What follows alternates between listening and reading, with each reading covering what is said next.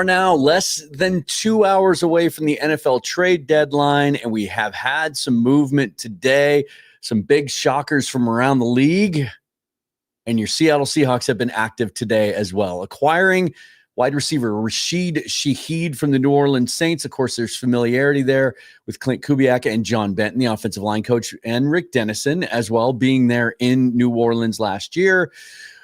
I'll talk about my reaction to that. What did it cost to get Shaheed? What does it mean for this offense? And everything I'm hearing leading up to the deadline is that they are still burning up the phones, trying to get some things done. We'll talk about some of those possibilities. And then we'll be able to react together to anything that happens over the next couple of hours leading up to the deadline. I'm here for the duration. Let's go. This is Seahawks Forever.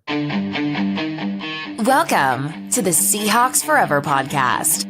In-depth analysis on everything Seahawks. And now, here's your host, Dan Viens.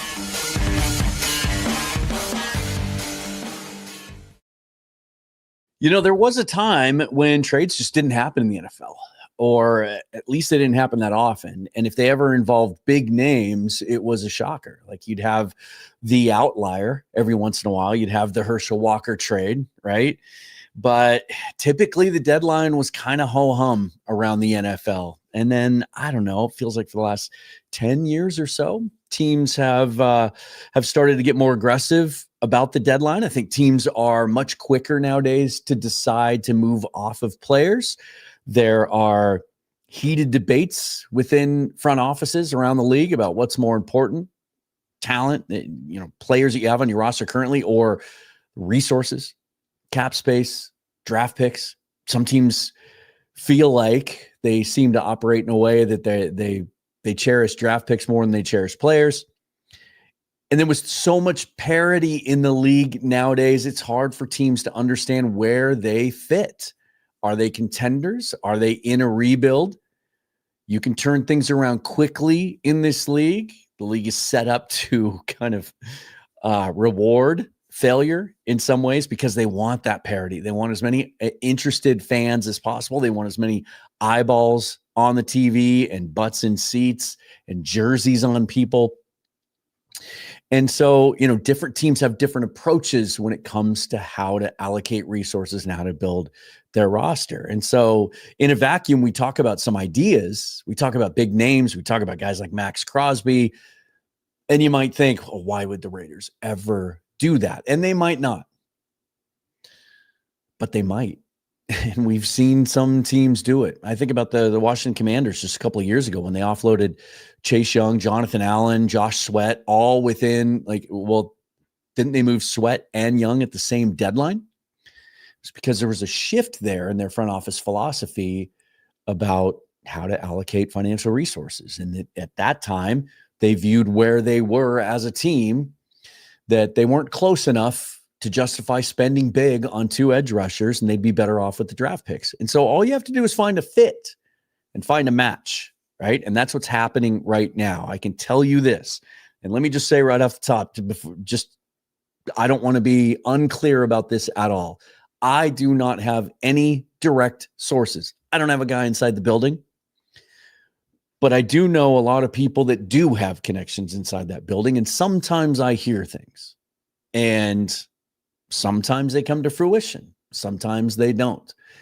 There's a lot of things that I hear that I don't ever tell you because I'm not confident that they're going to happen. There are times that I'll tell you things that do happen, and those have played out in the past.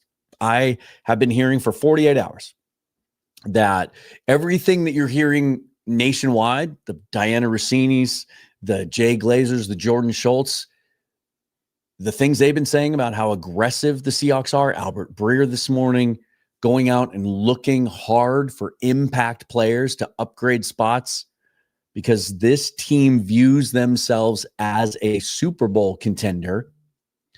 And depending on which players they acquire, they might view themselves as a team that has an opportunity to extend a Super Bowl window a few years in advance. So I'm hearing the same things. They are being aggressive, and they have kicked the tires. They have looked into, they have made calls about every big name that you think might even possibly be available out there at the trade deadline. Still 2 hours left. They have a new wide receiver. Now, this is something, first of all, let's get into this. Rashid Shaheed of your New Orleans Saints a year ago. Let's get this out of his way. Let's get this off of his face. 20 cost a fourth rounder and a fifth rounder this year to acquire Shaheed, who is in the last year of his deal. Now, a little bit about Shaheed, and then we'll talk about the potential and what that cost might mean. 27 years old, 6 foot, 180 pounds. He was an undrafted free agent out of Weber State. Didn't even get an invite to the combine, even though he was the all-time record holder at Weber State for all-purpose yards. In his NFL career, he's averaged 14.9 yards per catch. He also returns kicks and punts. We'll have to see if he takes punt return duties away from Torrey Horton, but I can certainly imagine. In fact, I would almost guarantee that he'll be returning kicks on Sunday. Remember, Derek Young placed on injury reserve. And, of course, he played for Kubiak, as I mentioned, last year. And was off to a great start. In 5 games last year, had 3 touchdowns, including a 70-yarder. I believe those are the numbers. Here's the big picture situation. First of all, and any of you who have watched my show over the last couple of weeks have heard this, I'm calling myself out on it. I pushed back against the idea that we needed to go get a wide receiver. You all didn't. Most fans thought that that was a need to take the top off the defense, to open things up on offense. The reason I pushed back on it is because I just didn't think it was a good allocation of resources, because teams were stacking the box against us anyway, and the passing volume wasn't there to justify it. They were barely getting Torrey Horton and the tight ends involved, and they weren't getting the running backs involved in the passing game at all. But in the last week, we've lost 3 receivers to injury. And whether or not this is an indication of the fact that they might think that Cooper Kupp is going to miss several games. There was some indication yesterday that they expect him to be able to play this week, but they're different players. And I think what this does speak to is the stacked boxes, that we've talked about all the different reasons that the run game hasn't been able to get going, and whether it's a young offensive line just, still adapting to the scheme, still learning their target points and their angles, the running backs still learning where to find the weaknesses in those zones, where to find the cutback lanes in that wide zone scheme. Teams were still stacking the box, even with JSN doing what he's doing on a record pace yardage wise and tearing teams up, even when they try to double team him like the Commanders did on Sunday night. That with the injuries and also the idea that, well, I'll get to that in a second, this may be their thought. And apparently Ian Rappaport said he was one of, if not the priority for them at this trade deadline. So they get that done a couple hours before the deadline.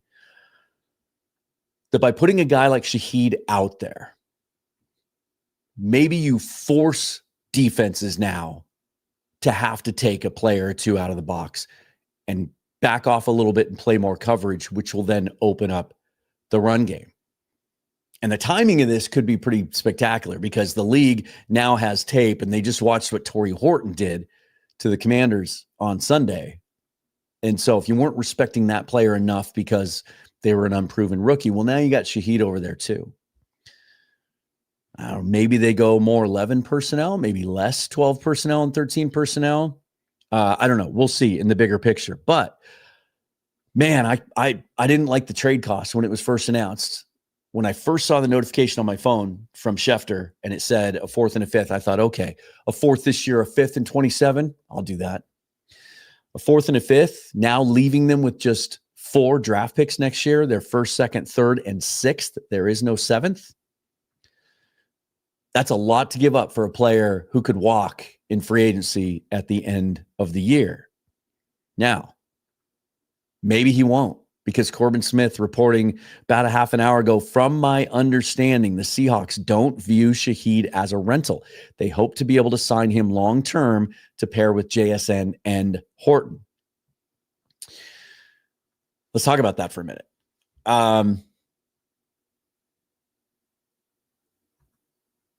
It still seems like an awkward fit from a financial standpoint for what this team wants to be and where they want to go, because you're going to have to pay JSN a massive contract. Now, JSN's in the third year of his rookie deal. He will certainly get his fifth-year option picked up. John Schneider has been adamant about not extending players until they have 1 year left on their deal. So you don't have to worry about paying JSN until 2027. Maybe there is an opportunity to pay a young receiver this offseason. There is an out in Cooper Kupp's contract. You can cut him after 1 year and save a little bit of money against the cap if they choose to go that route. But also think about where we were heading into this season as well. There were those who thought Boye Mafe, Reek Woolen, Kobe Bryant would all be in line to get an extension along with Charles Cross. Some of those things look different now, don't they? Like, I didn't want to sign Reek or Mafe going into the season because I didn't think they'd done enough to prove that they are foundational pieces. That has played out. I don't think either of them are Seahawks in 2026, let alone they may not be Seahawks for more than an hour and 45 minutes. Kobe Bryant was offered a contract extension, turned it down. We'll see if they revisit that. And so the number of young players that you have to give big contracts to doesn't look as daunting as it did a few months ago, right? They're not going to pay Charles Cross until 2027 because they picked up his fifth-year option, so he has 2 years left on his deal. So maybe you can. Maybe you can. It's about $2 million left. He signed a 1-year deal as a restricted rights or an exclusive rights free agent for the Saints in the offseason. So prorated, it's just under $2 million, about 1.9 for the rest of the year. Let's go hit a screen share here, shall we? And let's go over the cap. You can see that there is a 1-year, $4.2 million deal. And so let's see if I still have the math left on my calculator because I just figured this out. That would leave $1.976 million left against the cap. The Seahawks right now, according to Over the Cap, have $20.8 million in cap space. So they would still have roughly 19 and change left after that move to be aggressive and go out and get other guys before the deadline today. So let's do this for now before we check back in on Twitter, and we'll just share that on the screen as well in case anything breaks. Yeah, CM, man. For some reason, YouTube's doing that thing again where it's not showing your names, it's showing your nicknames. Anyway, watch what happens to the run game now. I do think that's a big part of this. I don't think they acquired Shaheed thinking he's going to catch 40 balls for 800 yards the rest of the year. But, and I told you I'd get back to this, another aspect of the trade, I do think it's a way you have to now. If you're the Arizona Cardinals and you're game planning now for Sunday, you can't stack the box. If you do, okay, guess what? Our offensive line that is top 10 in pass block win rate now and is on pace to only give up 19 sacks this year, they're going to protect our quarterback who's playing at an all-pro level. And now you're going to have to account for our all-pro, maybe offensive player of the year, wide receiver, and our rookie who has 5 receiving touchdowns, and Rashid Shaheed. Go ahead and stack the box. Please stack the box. We will pick you to pieces. But if you want to be aggressive, like the Cardinals like to do, you want to send extra people, okay, we'll kill you downfield as well. But now they're going to have to devote more resources to coverage. And that should help open up that run game that has shown signs every single game. It's like it looks like they're this close to breaking out with at least 150, 160, 170 yard rushing game. And can you imagine how good this offense can be? Even in terms of putting teams away once they get a lead, they haven't been able to do that with the running game. And that's something that Mike McDonald on the record has been adamant about. We want to be one of those teams. He talked about it coming out at halftime on Sunday night. Like now let's see if we can salt this one away with the running game. They haven't been able to do that. So, Andy Pinto said Rashid is like trading for Percy Harvin in the Super Bowl year. It didn't cost you first round picks, and it hasn't yet cost them a massive extension. We will see if anything changes. Oh my goodness. The Jets are unloading everyone.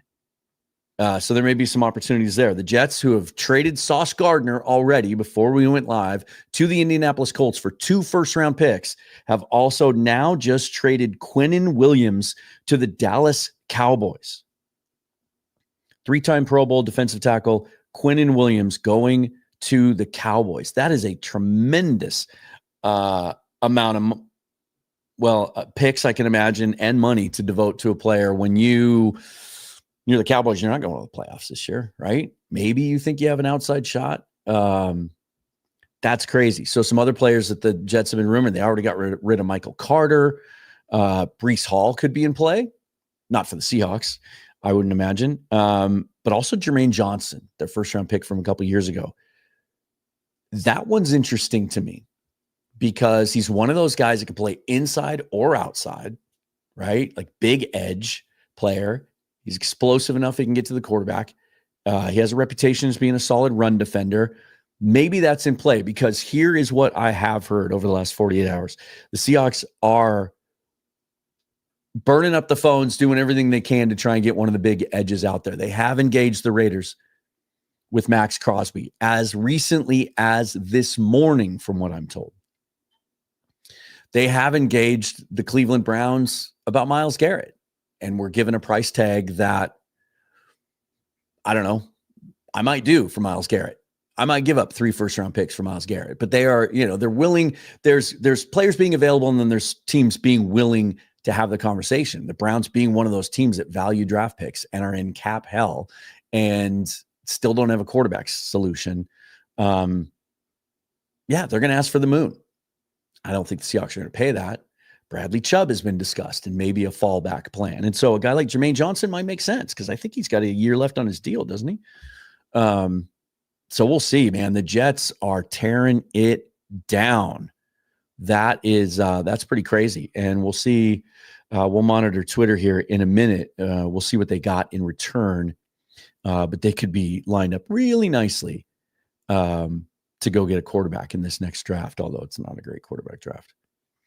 Dennis, 4th and 5th round picks, I think are too much for a guy if he walks in free agency. But I'll say this. Look at John's track record in acquiring players and then signing him afterwards. Leonard Williams being the latest example. There was no guarantee. He got no assurances from Leonard Williams when they made that trade. But they count on a couple of things. You come get a taste of this culture and feel what it's like to be in this building and part of this team, 3rd youngest team in the league. They have one of the most respected up-and-coming young head coaches. It feels like they're building something special here. And when you start to look at this roster and what it looks like going out into the future now, as young as they are and as many players they have under club control, they can open up a Super Bowl window where this isn't just a go for it now mentality, but also we can be a Super Bowl contender for the foreseeable future because we've got our franchise quarterback. That's what makes this different than the last 3 deadlines, because you have a 27, 28-year-old quarterback playing at an all-pro level that looks sustainable and legitimate. You have him on a modest contract for as far as starting quarterbacks go. And you're saving money in some other places. Your interior offensive line is incredibly cheap. You're not paying big money to wide receivers. I mean, Kupp's deal is fairly substantial when you look at the AAV, but you can get out of it without a lot of pain. You have a really cheap tight end room. You have a really cheap, all your running backs are on rookie contracts. You're saving money elsewhere. And so you have the Kubiak connection, the Benton connection, the Dennison connection. If anyone has a feel for this kid that gives them some confidence that, hey, he might like what we have going here. And we've seen it with Schneider in the past too. When he pays for a player, he tries to get as much value out of that player as he can. And I do think there's a good chance now that we know that it's the intention of them to try to sign him long-term, that they can get it done. Yeah. Osiris says Kupp should become a coach. I could see that. McCain was on Quinnen Williams to the Cowboys. Um, keep in mind, the other thing about Shaheed is the kick return thing. I do not think can be dismissed. We've seen how good that kick return unit is, especially was when they had Derek Young paired with George Holani. I think Shaheed really adds to that group. Now, this is something that plays into this as well. We are starting to hear that this next draft class is I'm trying to find the right word. The fans always want to go to the most negative thing. Next year sucks. It's garbage, whatever. That's not the case. It's always the draft is always about fit. This last draft, remember the knock on it was it's pretty deep through the first 80 or 90, but there's no blue chippers at the top. The New England Patriots, Cleveland Browns have transformed their futures by nailing this draft class all the way through.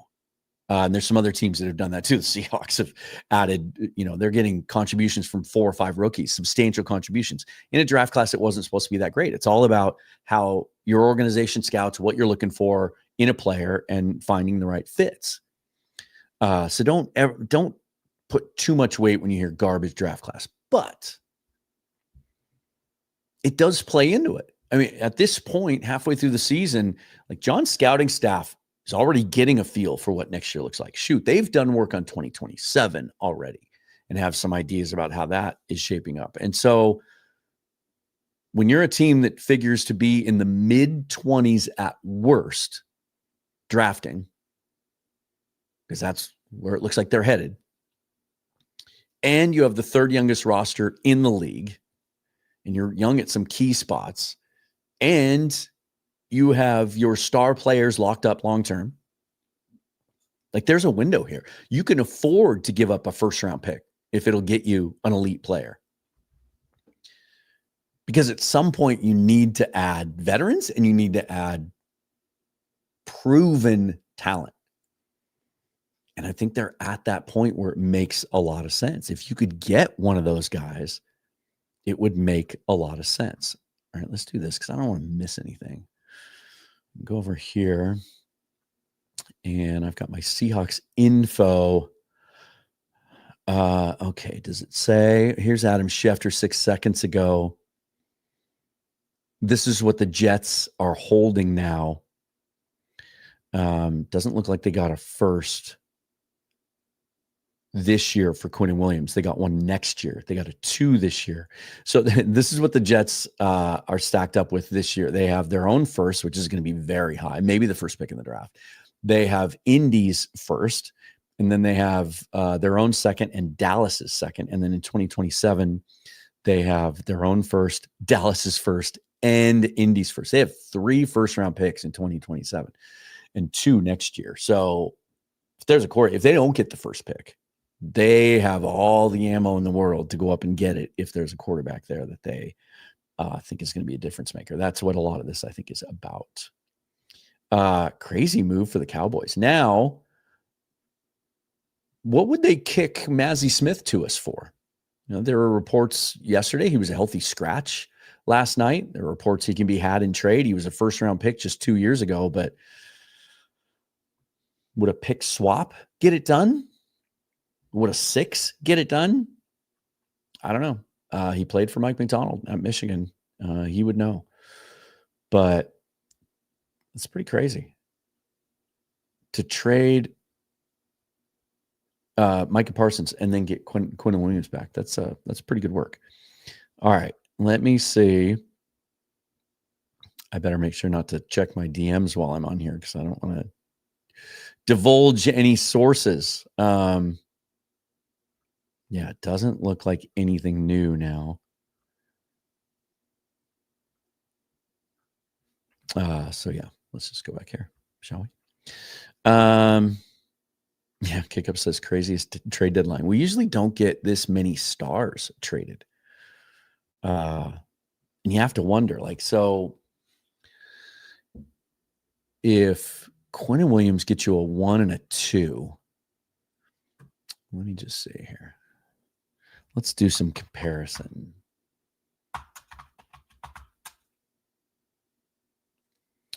Quinnen Williams is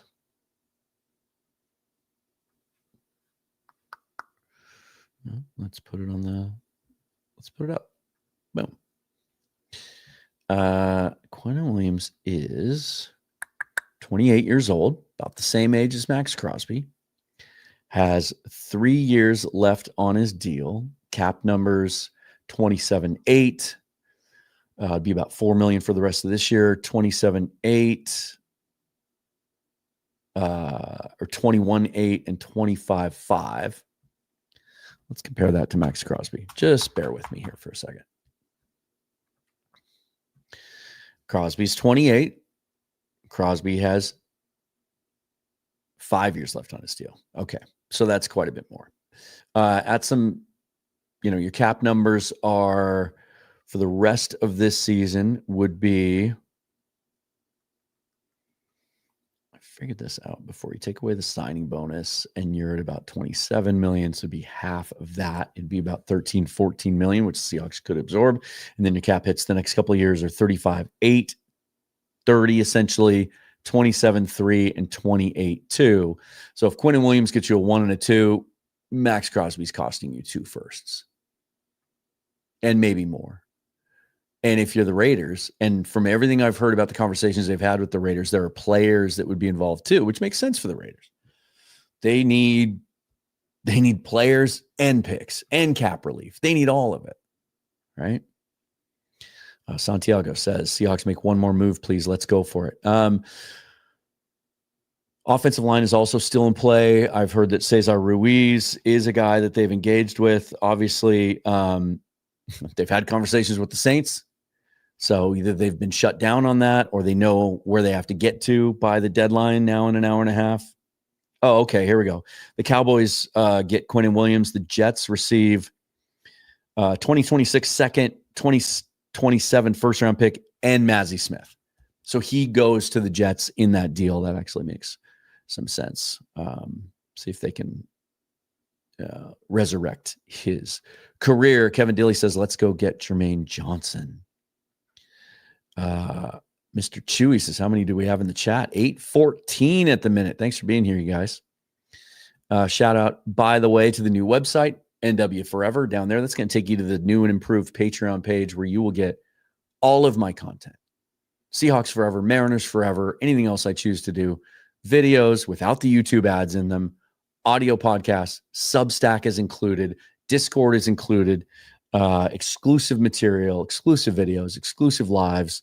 And if you get in on the Discord right now, you get to join in on the Bracket of Boom, which is where you get to pick a video topic for me each month. And so we're in the first week of the month. We are collecting ideas right now. Once we get 8 topics, then we'll build brackets, and we'll do it tournament style. So get over and check that out if you would. Also, I am a full-time independent content creator. And so all the ways you can support me otherwise are listed and linked down below. The best way is just subscribe to the channel. It tells YouTube that more people should see it.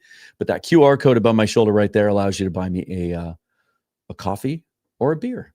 And if we add another big name in the next hour and a half, it's 2:30 on the East Coast here. And so I would crack a beer. If I don't think Rashid Shaheed on a rental is worth cracking a beer for, but I will for a bigger name. So check that out. Let's get to some other comments and questions. Here we go. Myron Morrill says, trade Jalen Milroe for Myles Garrett in a late pick. Yeah. Give the Browns another quarterback. Jeb Warrels 444 says, can we get Rashid a cool number? I don't want to see a receiver wearing 22. I like it. Makes him look smaller and faster, which is a little deceiving. I used to wear number 86 and changed it. So does anyone wear 22 on the Seahawks now? I don't think so. So he will probably stick with that, I would say. Siam says, I don't care if his number is 103. Now that would look really bad.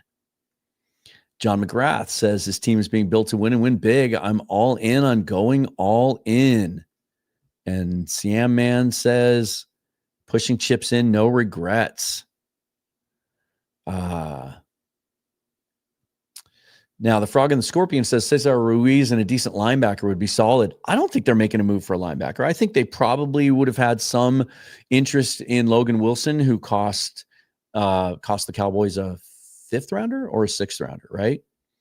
But first of all, we'll hear more tomorrow on Ernest Jones' status. I think they feel good enough about their inside linebackers that if the news was, if Ernest Jones tore his ACL and was going to miss the rest of the year, they'd probably make a move today. They probably would have been in on Logan Wilson. They probably would have given up a little bit more for that. Because I think he fits. But they feel good enough about, look how Drake Thomas has played since he's become a full-time starter. And then when Tyrese Knight was called upon at Mike linebacker, interestingly enough, leaving Drake at will, he led the team tackles with 10 and just looked more like the player he was last year. I have maintained that I think part of the problem with Knight has been there's something physically going on with him. He just didn't seem to have the juice. But he was out there stacking and shedding and fighting through blocks and making tackles last night. I had 10 tackles. I thought that was pretty cool. Or Sunday night, I should say. Yep, John Corbin has been saying there's a possibility the Seahawks make a big swing for Crosby. My sources have told me the same thing. Last I heard was that there hasn't been any conversation since early this morning. That there is, and this is understandable, disagreement within the building in Vegas on whether or not they should trade him. That's a perfect example of kind of what I talked about at the top. Like, teams have to figure out who they are and where they're going. We see this in baseball every year at the trade deadline too, like with the wild card and everything. So many teams are in it when the deadline rolls around. It's hard for them to decide which way to go. Do we buy or sell?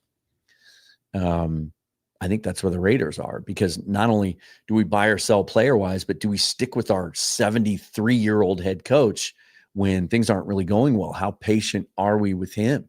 Do we need to hit the reset button again and go with a younger coach? If that's the case, like, whichever way they go, to me, it does make a ton of sense to trade Maxx Crosby, because you can get 2 first-round picks and a couple of players for him. Why wouldn't you do that when you aren't anywhere near sniffing contention, maybe throughout the rest of his contractual obligation to you? So, Kickup says, Dan, to build credibility, what's the last thing your sources got right? Just want to know if I can trust it. I don't need to. Like I said, I hear what I hear and I pass along what I think is worthy of passing along.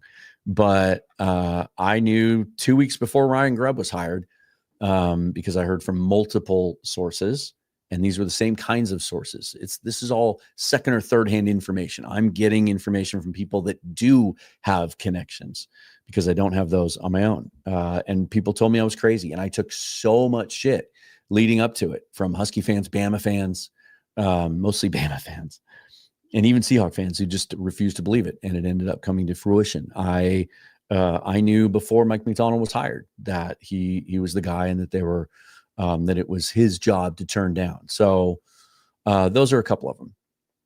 Most things that get talked about never happen, and that's why I don't mention them, or some things just aren't that important. Like, I have shared this since, but I knew within weeks after it happened that when the Seahawks lost to the Packers in, what year was that? 18, 19 in the playoffs.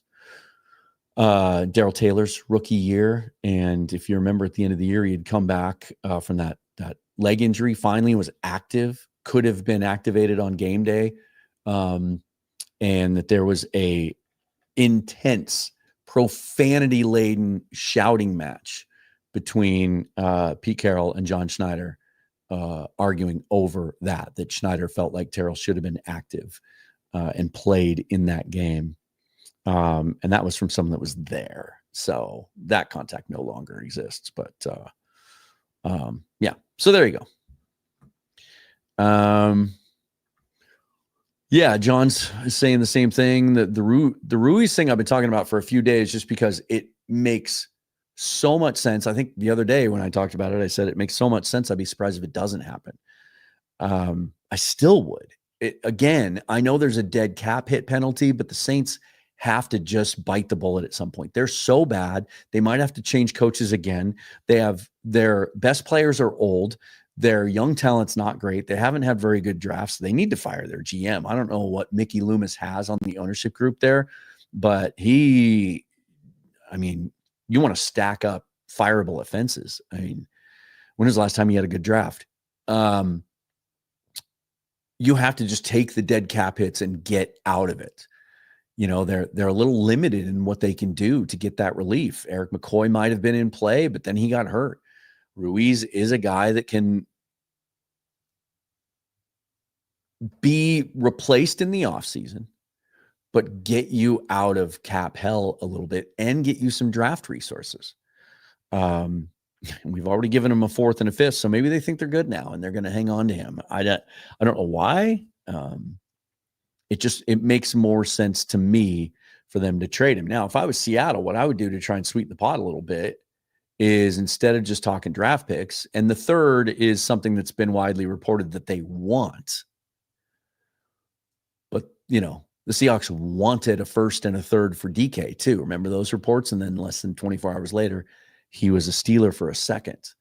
So this might go right up to the deadline. This would be a case of, I think the Saints are dumb if they don't trade him by the deadline, but it just makes so much sense for the Seahawks, because he could literally, if they made this trade and he gets here tomorrow to practice, he could start on Sunday. But to finish my earlier point, if I was the Seahawks to sweeten this deal, I would offer one of my young offensive linemen too, someone for them to, help mitigate the cost and maybe play that spot. I would offer them Christian Haynes, maybe an Olu Oluwatimi, or an Anthony Bradford. I don't think he fits there. I think they run wide zone there, don't they? Kellen Moore. He comes from that Mike McCarthy background and all of that.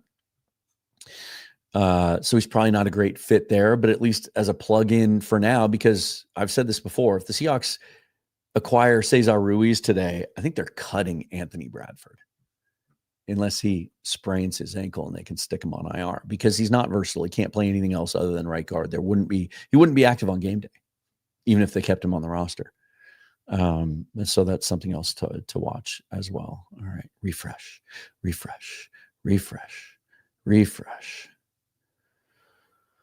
I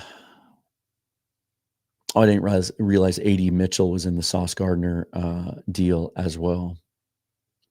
Might be a cool place for him to go, New York, if they get a quarterback. You have to wonder if Garrett Wilson is available now. I mean, if they're trading everybody. So I thought this is interesting too. After the Sauce Gardner deal, there was a report. I can't remember who did it now. I know I replied to the tweet, but I can't remember the reporter who said that they thought they had a deal done earlier in the day for another corner. And when that fell through, they pivoted and threw 2 firsts at the Jets for Gardner. You have to wonder if that was Reek. I have heard that Reek has been discussed in the talks with the Raiders, which again, I still feel uncomfortable about. Like, I've been told that they like Darian Kendrick, that he fits more of their style, and that now that he's been here for 8 weeks, that they feel like he can play outside corner. He was not active on Sunday, but with Josh Jobe now in the concussion protocol, like, I don't want to face the Cardinals and a revitalized offense with Jacoby Brissett playing much better than Kyler Murray. I don't want to face them without Josh Jobe and Reek Woolen potentially. I wouldn't feel great about that. So Brian Myers says Ruiz is not worth a 3rd.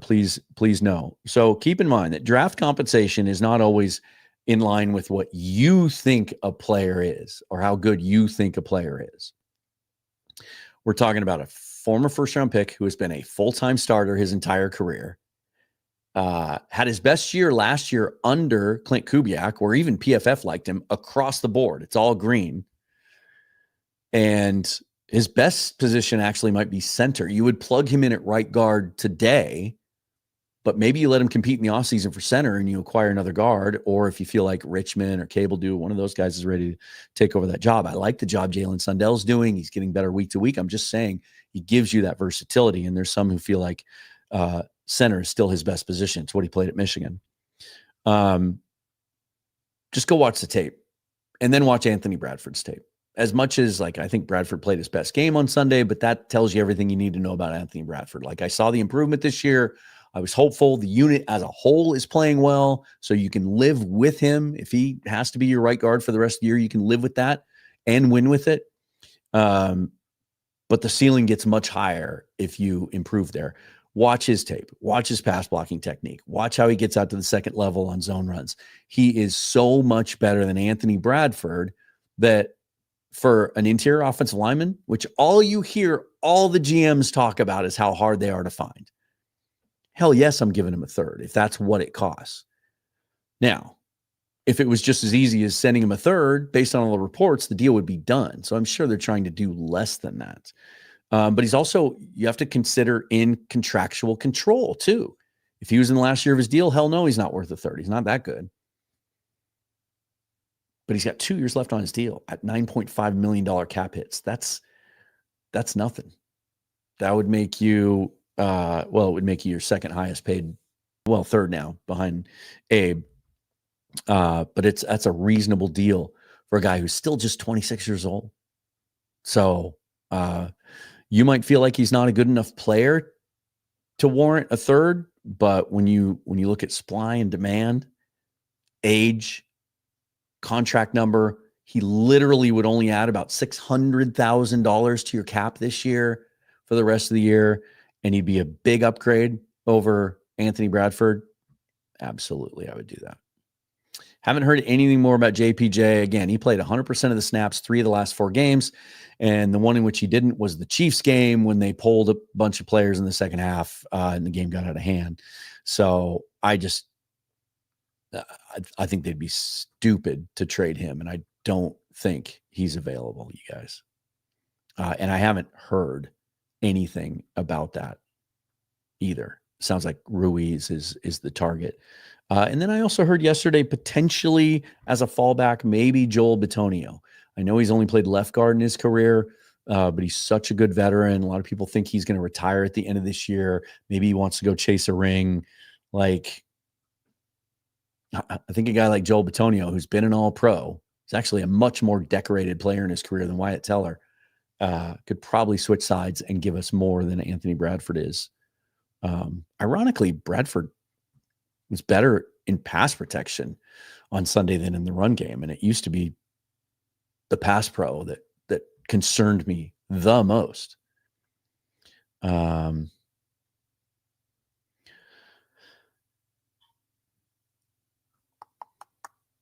Yeah. Let's see. So the Jets still shopping. Diana Rossini just a minute ago said the asking price for Breece Hall is a 3rd-round pick. That's crazy because it's the last year of his deal. Yeah. Haven't heard anything more about the Dolphins and Bradley Chubb potentially. Oh, don't want to go there. Oh, I'm not sharing on the screen. Okay, so I can't check those. Connor Hughes is reporting that the Jets have offers on the table for Breece Hall and Jermaine Johnson. Interesting. Again, I think Johnson would be a fit here. Teams continue to call the Jets about edge Jermaine Johnson per Connor Hughes. Offers include a 2nd-round pick. All right, so let's go check that out. Let's go back to screen share here and look at his contract situation. Jermaine Johnson II. All right, so yeah, he had his 5th-year option picked up for 2026.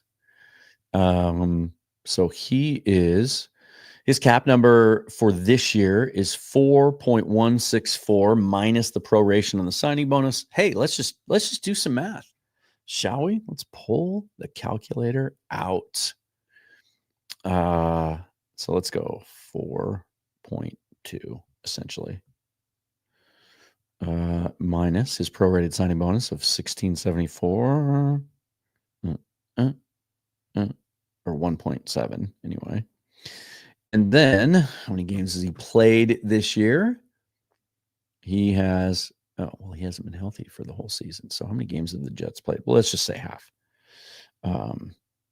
Yeah, so you're only on the hook for about $1.3 million for the rest of this year if you get Jermaine Johnson, and then his cap number next year is 13.4. For a guy who's 26, 6'5", 260, was a first-round pick in 2000 and where does it say that?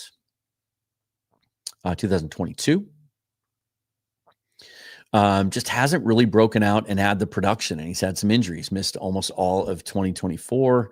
He has only played in 5 games this year. So, man, a second-round pick is high. He only has 1 sack on the year. His second year in the league, he had 7.5 sacks, 36 solo tackles, 11 tackles for loss, 16 quarterback hits. But then the injuries,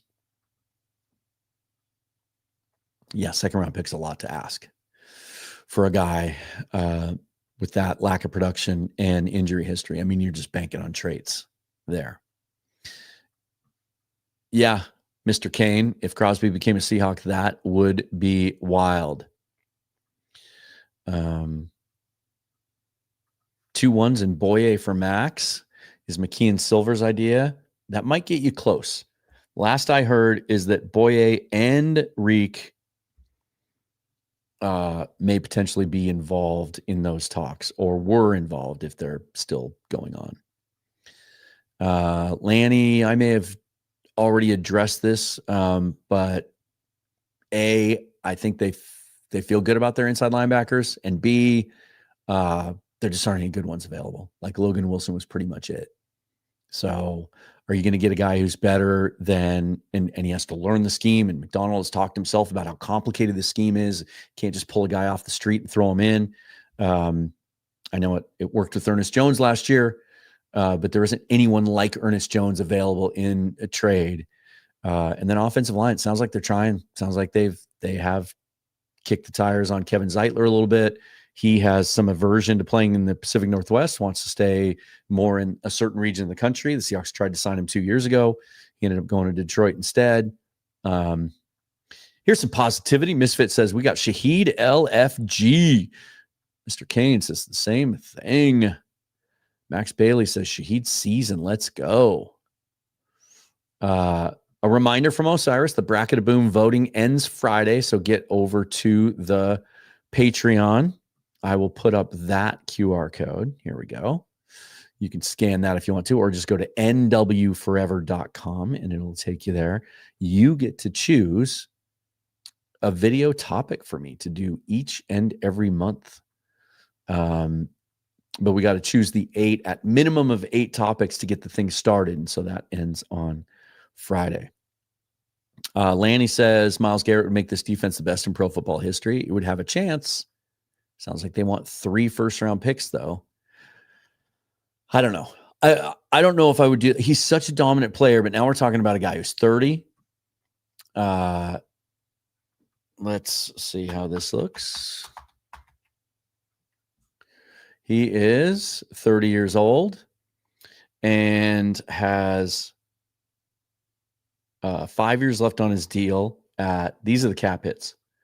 So it cost you to get him in this year. It would cost you about $11 million. Seahawks have 19 available, or almost 20 after the Shaheed deal. They could obviously do that. And then your cap hits moving forward, 23-6, 28 million, 30 million, 63 million, 58 million. Those are your cap hits running through 2030. Now you could obviously,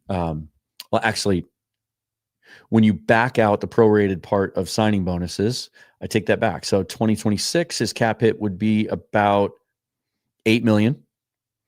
2027, his cap hit would be 16 million. 2028, his cap hit would be about 22 million. And then you could cut him in 2029, avoid the 60. Well, you would avoid massive cap hit, but in 2029, you could cut him with a $4.9 million dead cap hit. You would save $58 million at that point. Now, the savings number might not be completely accurate because that's the signing team. I think it'd be less than for the acquiring team, but you get my point. That's a lot to pay for a guy that's had he had both He had surgery on both feet last year. He's so good, though. If they trade 3, if we find out in 2 minutes that Myles Garrett is a Seahawk for 3 first-round picks, I wouldn't bat an eye. John McGrath says apparently we beat the Steelers to the punch with the Shaheed trade. Apparently they were trying to trade for him to pair with DK. Yeah, Josina Anderson was reporting that there was another team involved right up to the last minute. That's probably why we had to go with 2 picks.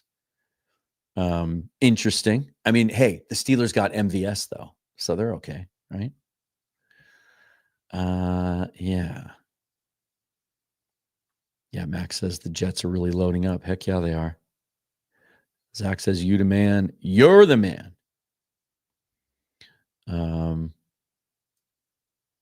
King Bomber. Now I'm trying to get some, you bring up a good point. I'm trying to get confirmation from this from my friend Curtis Allen. Wait.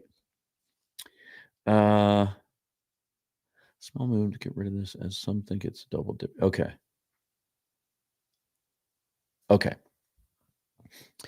So I got conflicting information. ChatGPT says you don't get a comp pick if you acquire a player on an expiring deal at the deadline. Curtis Allen says you do. There's teams want to get rid of that. They think it's double dipping. But like he gives the example, Chase Young was traded to San Francisco at the deadline in November 23. He left to sign with New Orleans, and San Francisco got a comp pick. Okay. But here's the thing about comp picks too. When was the last time the Seahawks, they had 2 last year actually, but they haven't played the comp pick game much in recent years. Now, maybe because this lineup or this roster, as I've said, is so young and so talented all throughout a number of key position groups, maybe this offseason they are a little bit more cognizant of that, of not signing unrestricted free agents because they're going to lose some guys. And so, knowing that I think Boye Mafe and Reek Woolen will sign pretty lucrative deals. Teams bank on young players with traits. And I think those will get us some mid-round comp picks. And so maybe they'll be a little bit more assertive. And that might have been part of the thinking in giving up a 4th and a 5th for Shaheed too, is like, hey, we're okay in the offseason just bringing our own guys back. So maybe they are going to play the comp pick game. But again, just a reminder that you don't get that pick until 2027. So there is it's definitely a case of delayed gratification. Mike Henderson says, listening to you and refreshing X. This is a fun day. Hope John can land a big fish. Nothing yet. Yeah.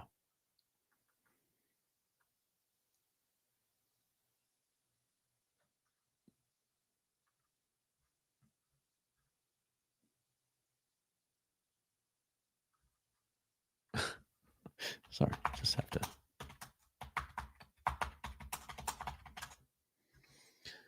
All right. Nothing new still, even league-wide.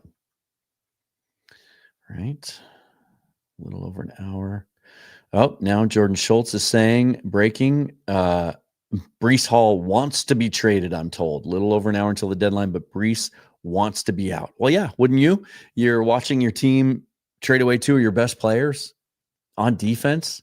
They are full on tanking. Jeremy Fowler, 6 minutes ago, spotlight on the Jets in the final 75 minutes of the deadline after 2 massive deals. Teams say New York wants a second for edge Jermaine Johnson, who is expected to stay with the team. Now, there's one name on the Jets that has been tossed my way multiple times over the last few weeks, and that was Joe Tippmann, to which I replied, well, why would the Jets, who have struggled to put together a good offensive line for years and then went out and invested high draft picks in both their tackles and signed some guys in free agency, why would they trade a good young offensive lineman? But here's the thing about Tippmann. I loved him coming out in the draft a couple of years ago as a center out of Wisconsin. He was extremely athletic, getting to the second level as a center, and then loved to pancake guys, real physical nature, which you would expect from a Wisconsin offensive lineman, right? Maybe if they want to tear the whole thing down, I guess Elijah Vera Tucker is coming back from injury soon. Maybe you can toss them a Bradford. He's under contract for one more year at 4th round money, right? If you want to add more picks, okay, we'll give you, I don't know what he would be worth. You don't have a 4th or a 5th now. Would you take a 6th and an Anthony Bradford or a Christian Haynes? I don't know. I'm just spitballing, but just thinking about possibilities if the Jets really want to tear this whole thing down. I mean, a third is a lot to give up for a running back on the last year's deal. Brady Henderson, 90 minutes ago. The Seahawks don't extend trade acquisitions right away. They've been okay with the risk of giving up picks for players on expiring contracts, as Rashid Shaheed is now, and letting them finish the year before negotiating. 2 recent examples, Leonard Williams and Ernest Jones. Yeah. That was the other name I was looking for. Jones. Just, there was no guarantee that he was going to re-sign.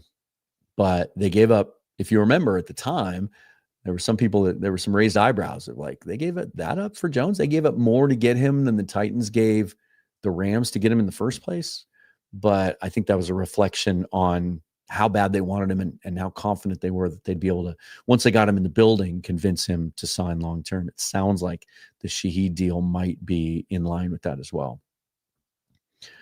I mean, you start to look ahead, and this will be a show that I'll do later this week. You start to look ahead position group by position group, right? This is why I'd be so excited to get Cesar Ruiz. Like, regardless, I know someone in here said he's not worth a third, but he's a good player. He would give them a much higher floor than Anthony Bradford does on the offensive line. And he's signed at the age of 26 for 2 more years. So you'd be looking at your offensive line is intact at minimum for the next year and a half. And you're going to sign Cross long-term. So it goes deeper than that, because Cross has another year and a half contractually. Zabel's on his first year of a 5-year rookie deal. Sundell, you control, and he's cheap. Ruiz, you would have for 2.5 more seasons at a reasonable number. And then you just extended Abe Lucas for 3 years. Offensive line, set. Plus, you have some young guys in the pipe developing in the background in Richmond and Cable Dune, maybe still Haynes, Oluwatimi. And I don't know if they'll bring Josh Jones back again. They might. It's a 1-year deal. Running backs, all on their rookie contracts, and those guys are kind of interchangeable. I don't think they have their ideal perfect back to fit this scheme in the running back room. Like, if you could somehow combine Ken Walker and Zach Charbonnet, I think you would. But so running backs are essentially set and inexpensive. Now you add Shaheed. If you sign Shaheed long-term, my goodness, and then you're going to give JSN the big extension the year after that. Like, now your wide receiver room with Torrey Horton, and even I think there's a lot of upside with Ricky White. Then you look at the young tight ends and Barner and Arroyo early in their rookie contracts, like, set. Now your quarterback is set. Now you can look forward to some long-term continuity on that offense for years to come. You look on the defense, right? Leonard Williams, 30 years old, but he's not getting any older in the way he plays. DeMarcus Lawrence still has a lot left in the tank at 31. He's signed for 2 more years. Chenna Nwosu signed for next year. They're going to, now that, he's proven beyond the shadow of a doubt that he's healthy, playing up to his old level, I think they're going to take that number next year and lower it and extend him. Derek Hall will be up for an extension in the offseason. That's a guy that they love. So you're like, okay, edge group, we're going to want to add to it in the draft or free agency. But Mike McDonald has shown that he knows guys that, he's brought guys off the scrap heap before and made reclamation projects out of guys like Kyle Van Noy and Jadeveon Clowney. But also they like Carnell O'Toole, and they have Jared Ivey, and they have some things in the pike, and they have Riley Mills, who's going to play a little big end and reduce down to tackle as well. So, like, feel pretty good about that. At tackle, you've got Byron Murphy, right? Probably want to add to that, but those guys you can find in the offseason. At corner, there's only one under contract beyond this year, Devin Witherspoon, right? So that's probably going to be an area of focus this offseason. You're going to let Reek walk. Job's on a 1-year deal. Kendrick is on a 1-year deal, but he would be I think he'd be an exclusive rights free agent, I believe, or maybe a restricted free agent.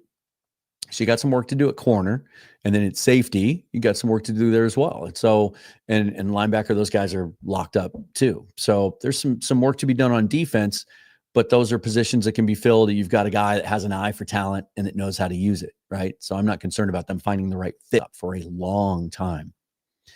If you are successful in extending Shaheed beyond this year, refresh. And that's crazy. John Boyle just posted the story and said the NFL's most explosive passing game added another big play threat. That is crazy.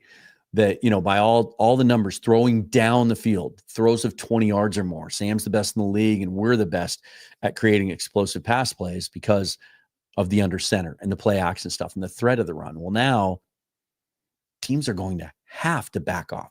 I think we're going to see it 5 days from now. I think the Cardinals right now are changing their game plan for Sunday. And they're going, okay, we're not going to be able to put as many people as close to the line of scrimmage as we want to. We're going to have to cover more because Shaheed will play on Sunday. He knows this offense. Terminology will be slightly different. He'll pick that up. It's going to be fun to watch.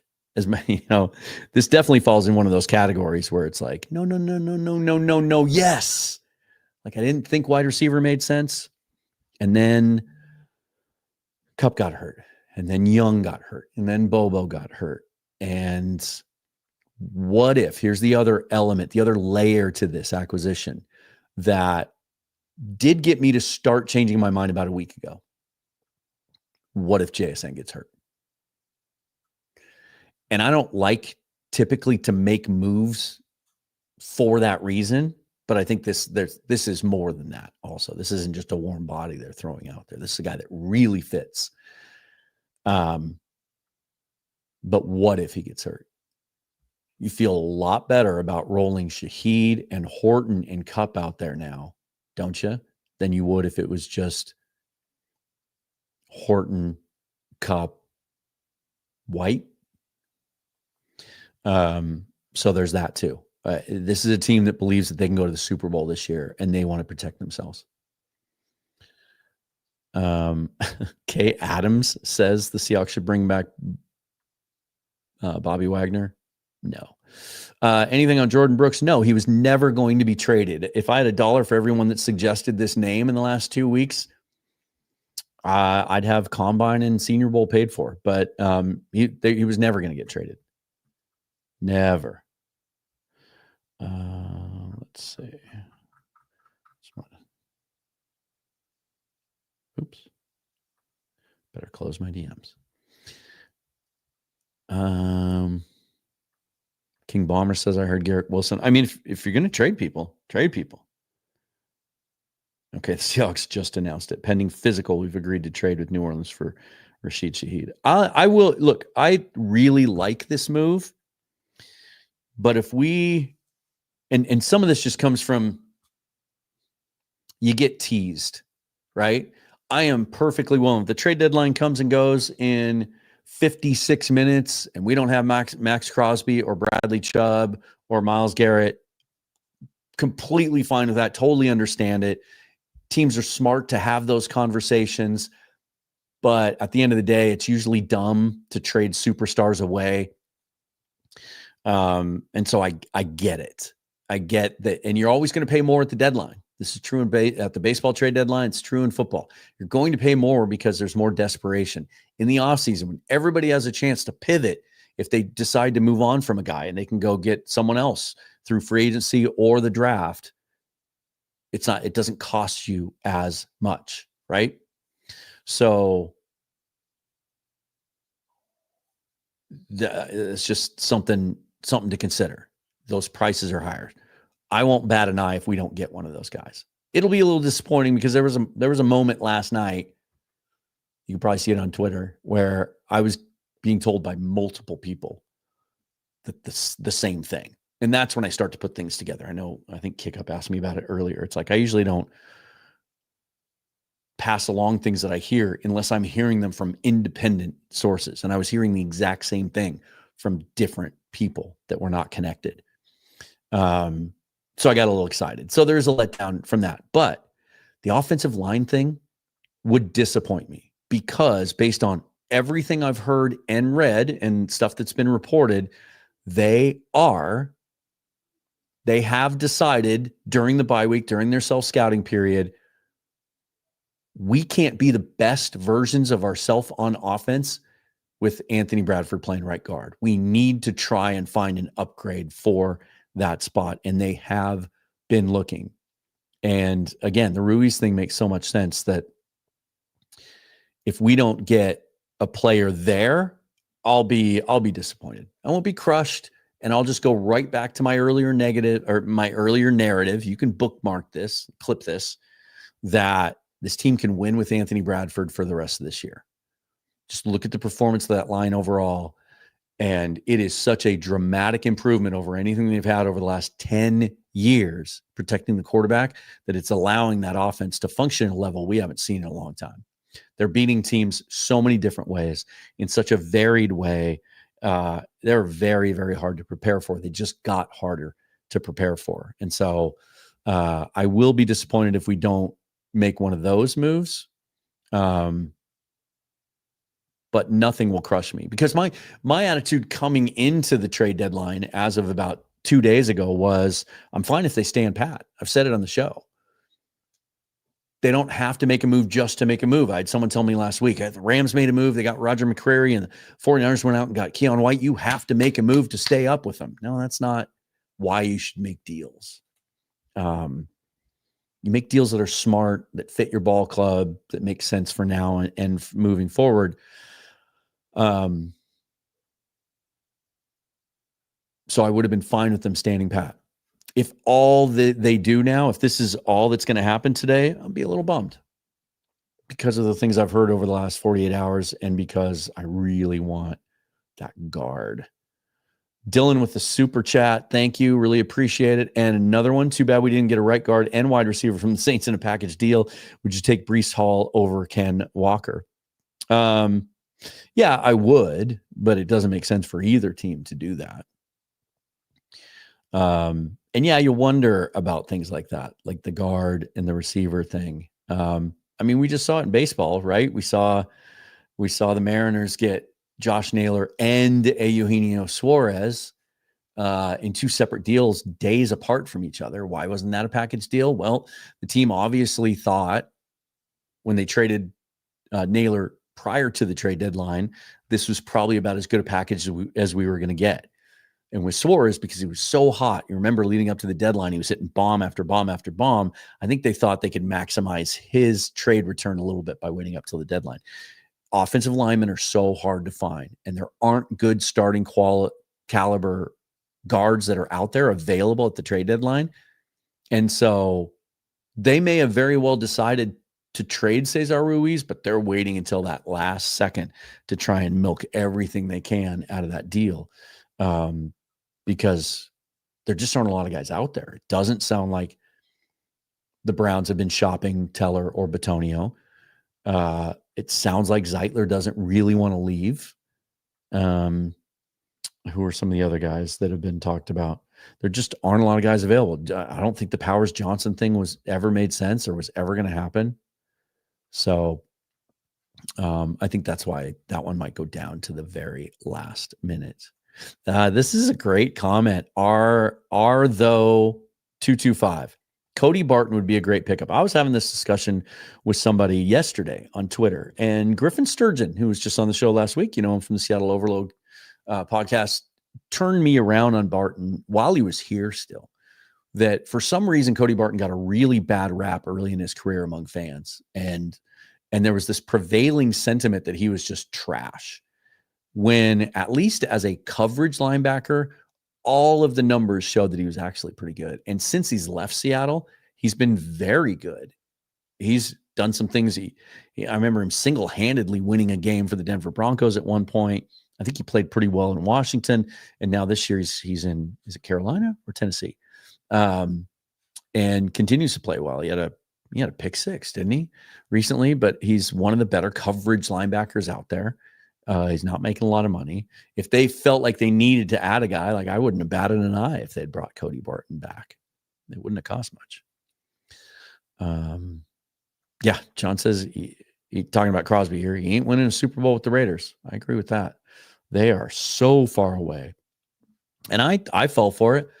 I thought, getting a good veteran quarterback, I thought Chip Kelly would be better than he was. Patrick Graham is a really good, well-respected defensive coordinator that went to the second round of interviews for the head coaching job here. I thought it would work, and I thought because he kept Graham and because of the Chip Kelly hire, I thought, okay, Pete's going to do what he should be doing this point in his career, being a CEO, being the head coach, and letting his coaches coach. Sounds like just the opposite of that. He and Kelly are butting heads. Kelly isn't running the offense the way he wants him to. He and Graham are butting heads because Carroll's trying to mix Graham's scheme with his, and he's trying to call some of the shots. Like he can't stay out of his own way a little bit. And now they've committed to an older quarterback. Like that team should do what the Jets are doing, if you ask me. And they should be tearing it down. Absolutely should. But it sounds like they've decided not to, unless something happens at the last second. Max says, if the Raiders traded Crosby, it would destroy their fan base. He's the only good thing about their D for 2 years running now. Not going to happen. My argument against that would be, even if you keep them, they're going to be terrible for the next few years. So how much is their fan base really going to stick with what they're doing anyway? Jay Gundy says, Rashid went to my hometown university. Nice. Weber State. Mr. Kane says, don't forget to hit the like. Here, let me take care of this while we're at it.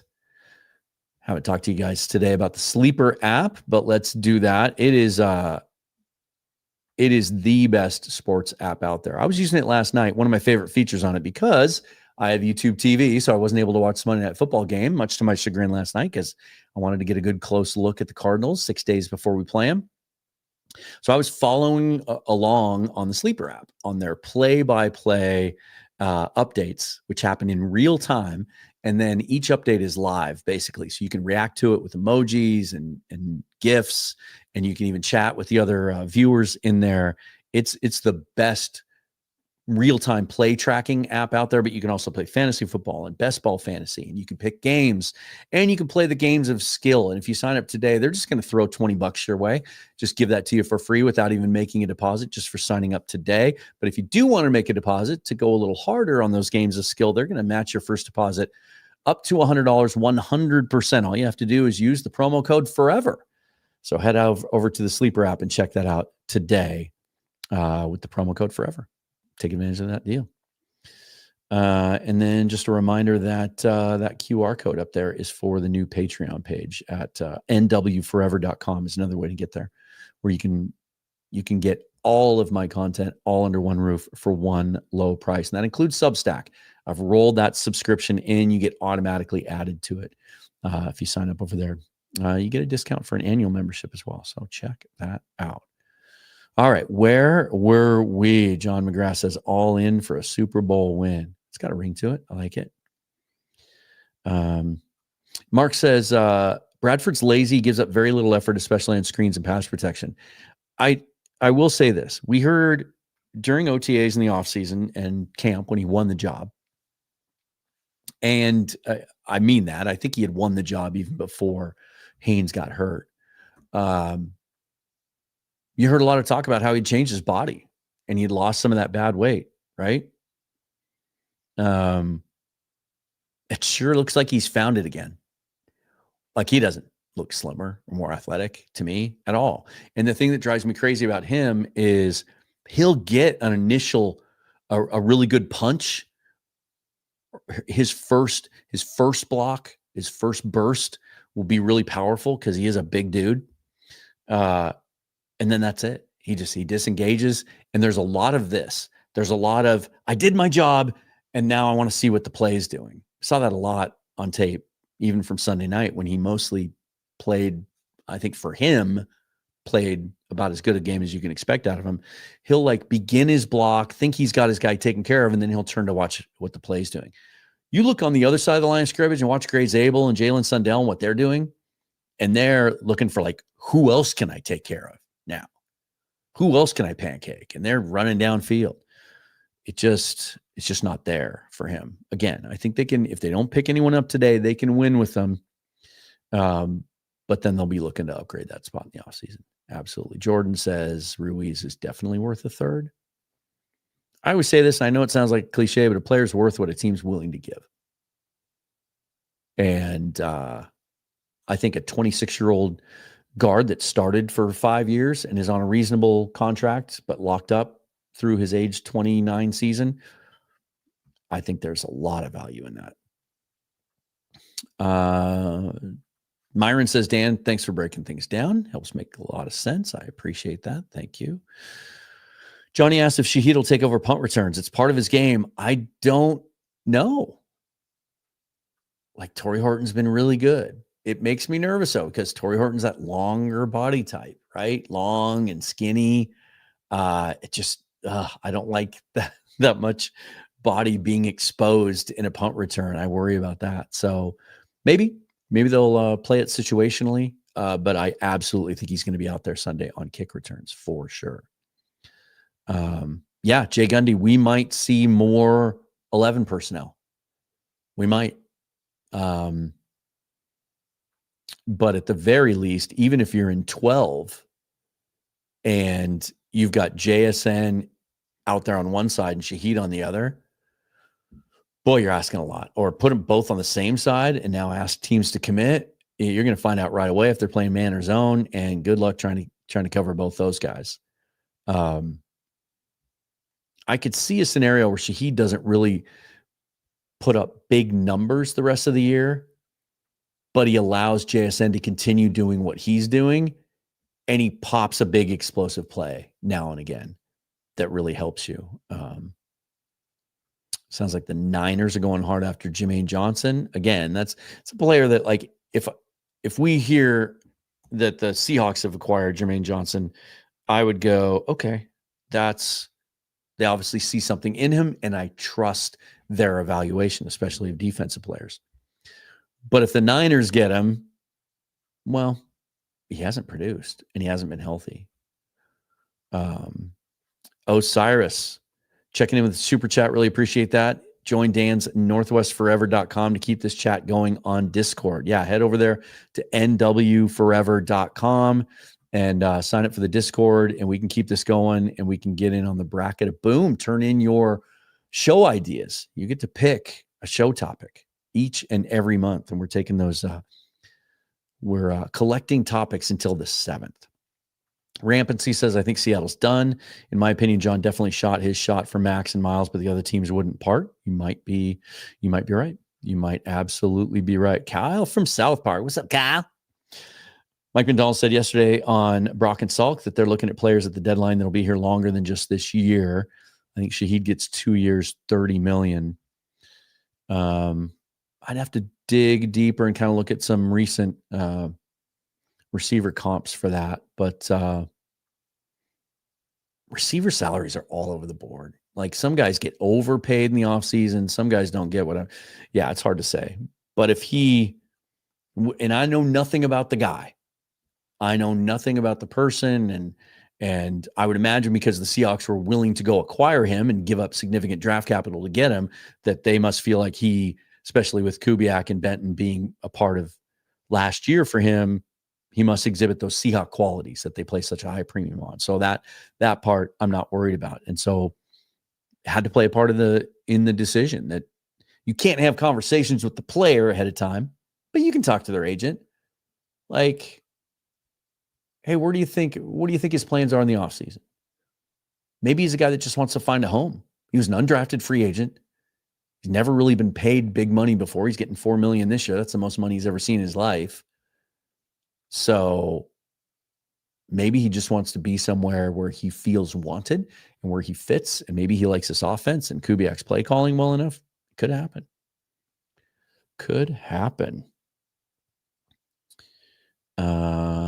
Let's see. Patrick Hine says, O-line is keeping Darnold clean. Stop. Give me an edge guy. I still want to improve right guard. You're going to play better teams. You feel good about Anthony Bradford going up against Braden Fisk, Jared Verse, and Byron Young, and all those dudes at the Rams. There's some guys they're going to face the rest of the way. Save yourself, Max. Demand a trade. Blue and Green Zone says, come on, Maxx Crosby, please, please, please.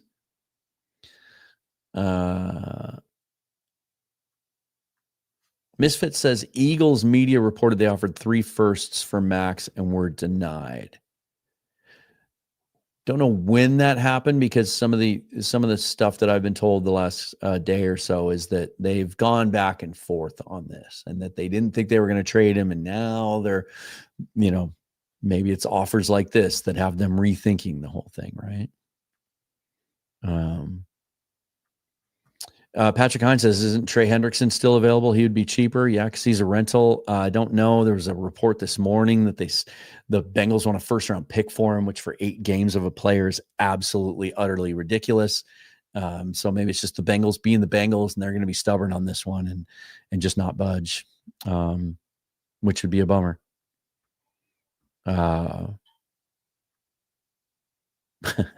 Charlie says, make a trade with the Jets for Mazi Smith now? Is he already on a plane? Let's see here.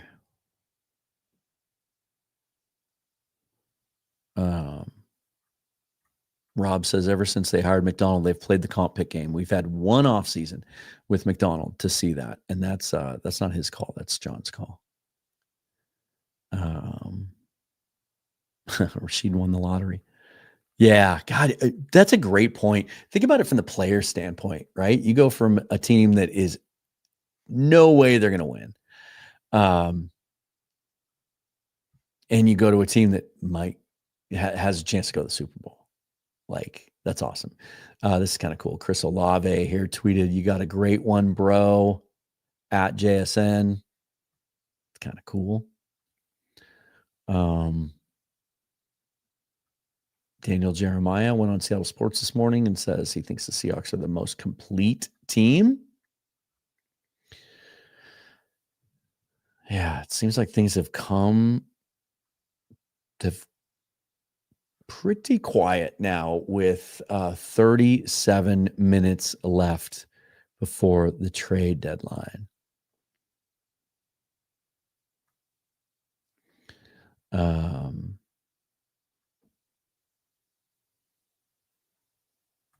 King Bomber, I completely disagree. Go, maybe you don't like PFF numbers or whatever.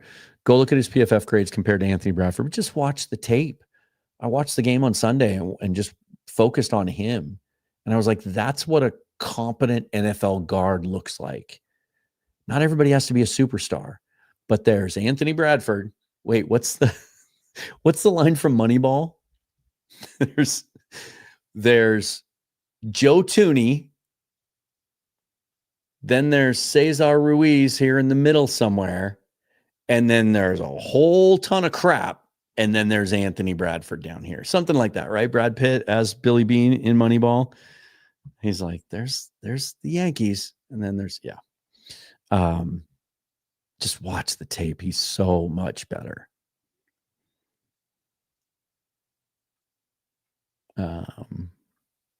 Surprised the Cardinals aren't looking at Breece Hall. That'd be an interesting one. God, if Jaden Daniels hadn't gotten hurt, like, it might have made sense for the Commanders too. But yeah, the Cardinals, like, they can still get back in this thing. And they worry me more with Jacoby Brissett than they did with Kyler Murray. So I know Jonathan Gannon came out yesterday. He was asked, like, is there a quarterback controversy now? And Gannon basically said, when Kyler's healthy, he's playing. Well, that's a pretty easy hedge where you can just say, well, he's still not healthy. But they worry me more today than they did a week ago. I'm a little concerned about Sunday. Here is Bryce Coots. What's up, buddy? Thank you so much for the super chat. Great coverage, Dan. You going to come back to 13-4 Island yet? Give me one more big trade. I know I'm at 12-5 officially as of my bye week update, but give me Ruiz or Crosby, and I might get there with you, buddy. Blue and Green Zone says, yeah, Rams is the real test, even though they're one injury away from losing. Yeah, if their quarterback gets hurt. Yeah, it's Space says we overpaid. There's no way of knowing that. Let's wait and see what the result is, right?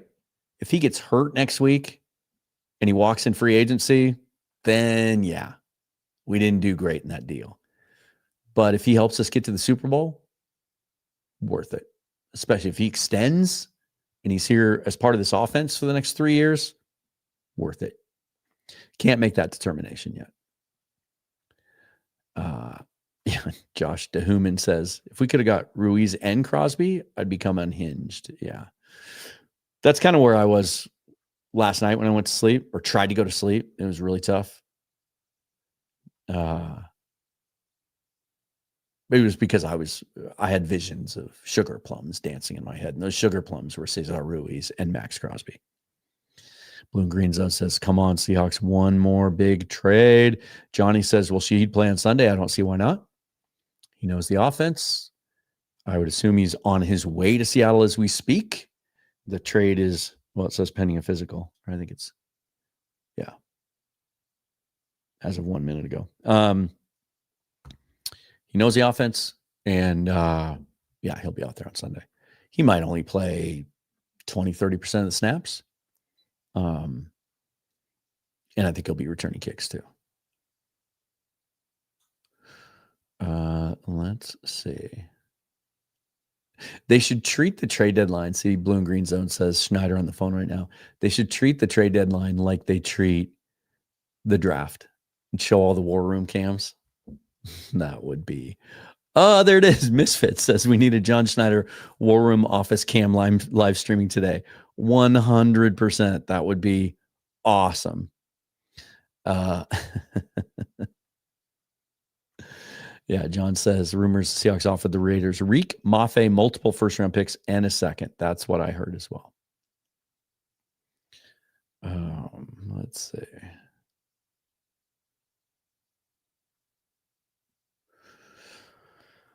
Johnny still thinks we need some linebacker and reinforcement. I just don't know who's out there. And again, I think they feel really good about.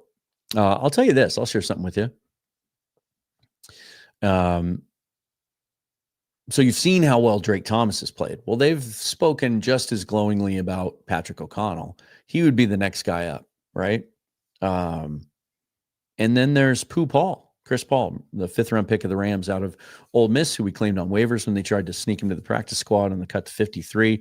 I've actually been in contact with his dad over the last couple of weeks, and he said that Chris has told him that they love him, that they think he has a really good future there, that to just keep doing all the right things, and he'll get his opportunity. So if Ernest Jones misses any significant time, and we'll know more about that tomorrow, or we should, he could figure into this too. I think Patrick O'Connell would be the first guy up, maybe even Chaz Surratt, who we've only seen on special teams, but he does play inside linebacker and played quite a bit for the Jets last year, I believe.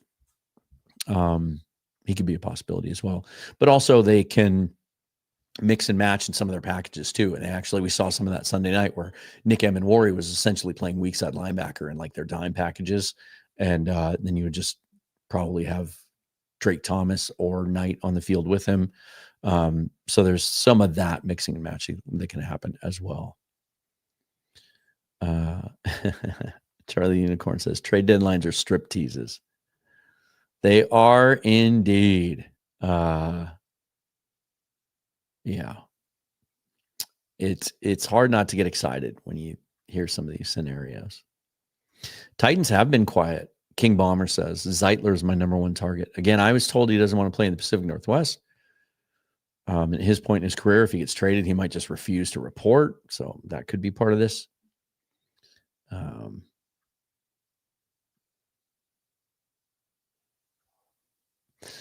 Dustin Nichols says, still don't understand why they share the running back loads. Both of them can't get into a rhythm and both get better the more reps they get. I think there's a couple things happening here. One is it keeps teams guessing a little bit because you start to see some trends as the season goes along. There's certain things they use Walker for. There's certain things they use Zach for. Certain things that Ken is better at than Zach and vice versa. So they want to keep you guessing. That's why they're on the field at the same time sometimes. I'd like to see more of that, actually. But the other one is load management. Greg Bell wrote about it last week, that the high ankle sprain that Walker got late last year contributed to the foot injury that he had in training camp that caused him to have to be managed throughout camp, and that they want him fresh for the playoffs. And that this is a very intentional. It's like being on a pitch count. It's like when a young pitcher's never thrown heavy innings, like Brian Wu when he came up last year, and they took their time. They pulled him early. They would skip a start once in a while. That's what they're doing with Walker. They're looking long-term and big picture. They're going to try and get as much out of him as they can before they let him walk in free agency, most likely. But they want him fresh. They don't want to burn him out now. They like the duo and what that presents to defenses. And so they're going to hang on. They want him to be as fresh as possible down the stretch. That was another thing I thought we might see today, Max. Cardinals would be smart to trade Kyler. He's not good, never been good. Hall of Fame, first ballot right there. And yeah, it was kind of ominous last week how they skipped his media availability, and then it looked like he was going to play, and then they went with Brissett, and then he played well again. That there was some thought that Kyler might get traded today. I mean, Washington would make sense, reunite him with Kingsbury, but it would only make sense for this year.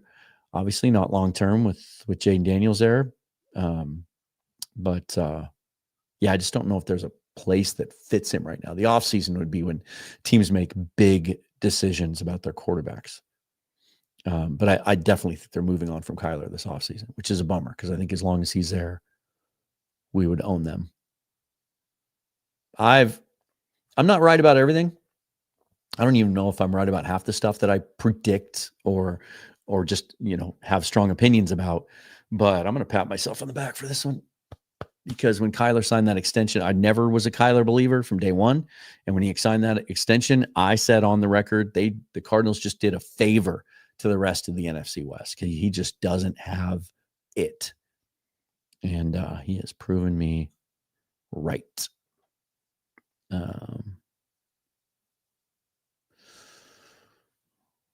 Let's see. No, there's Bryce popping in. I got to catch up.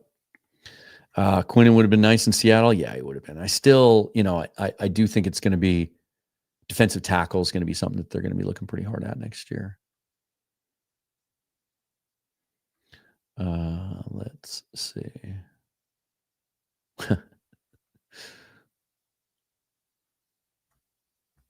See, these are the things. I understand the question, and I get excited about these things too. I want to know everything right now, and we've gotten spoiled because we have this in our hand, and I remember the first time that I understood the power of the internet and the smartphone in our hand. This would have been back in like 2008 or 9. I was managing a sports bar in Bellevue, so I would work behind the bar during the day, but I got to watch my phone a lot, right? And it was in the early days of MLB trade rumors. I don't even think I was on Twitter yet. No, this is pre-2011 when I joined Twitter. But it was getting close to the trade deadline. And I remember when the Mariners acquired Jesus, oh my gosh, he just passed away. Jesus Montero. And just watching it happen like in real time, like, hey, the two sides are talking, they're progressing towards a deal. Hey, a deal's done, and how exciting that was. And so I get that because I do the same thing. But Kevin asking here, and he's actually directing the question at John McGrath. But so what? Seattle offered that deal, and the Raiders said no, or is the deal and offer sitting on the table? We never know these things. But what I have been told is that the Raiders just aren't on the same page. They can't decide internally. And you have a lot of people at work here, right? There's Mark Davis, obviously, who's the owner, and he's very involved. Then there's John Spytek, the general manager. Then there's Pete, obviously. Now, keep in mind, Pete does not have contractual power of last say over personnel like he did in Seattle. It's John Spytek. And then Tom Brady is heavily involved in their personnel decisions and some of the inner workings there as well. And so it sounds like there's just there's some confusion down there about which direction they're heading and which direction they should head. And so they've allowed themselves to have the conversations, but maybe at the end of the day, even when presented with a massive deal, they just can't pull the trigger. It could just be as simple as that. Let's go here.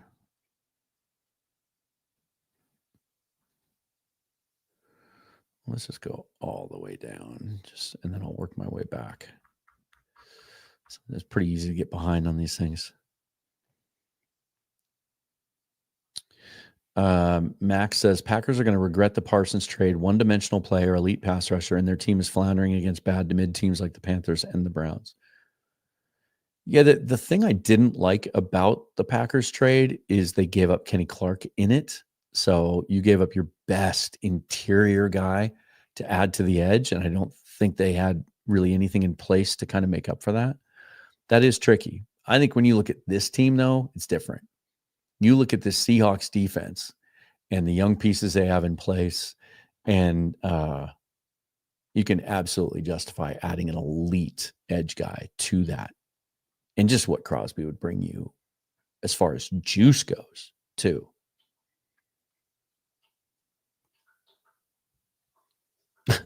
Charlie says, rebuild or rebuild? What is the Raiders conversation? Yeah. Yeah, they should. Shoot, they should. If I was running that team, I'd be shopping everybody. I'd see if somebody wanted to take Geno off my hands, to be honest.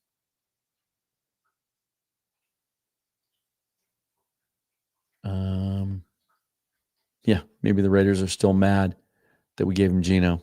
Can't blame him. I mean, they did trade Jacoby Myers, got decent compensation for him. What'd they get, a 4 and a 6, I think? Yeah.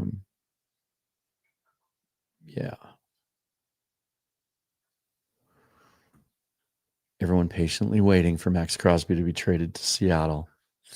I don't know. At this point, it feels like that's not going to happen. I'm just waiting on an offensive guard. I do think there's still a possibility that they're working that. I'm going to send out a text.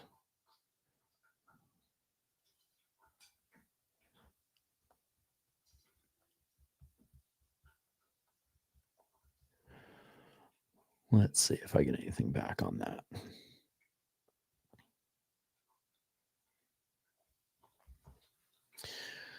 But yeah, I feel good about the Shaheed trade, which is ironic because I was saying I didn't think wide receiver was a need, but I did feel differently after some of the injuries piled up. It is a heavy price, but again, if we look back, if they sign Shaheed in the offseason, then it's not a heavy price to get a 26-year-old speedster at receiver to pair with Torrey Horton, who costs pennies as a 5th-round pick on a rookie contract.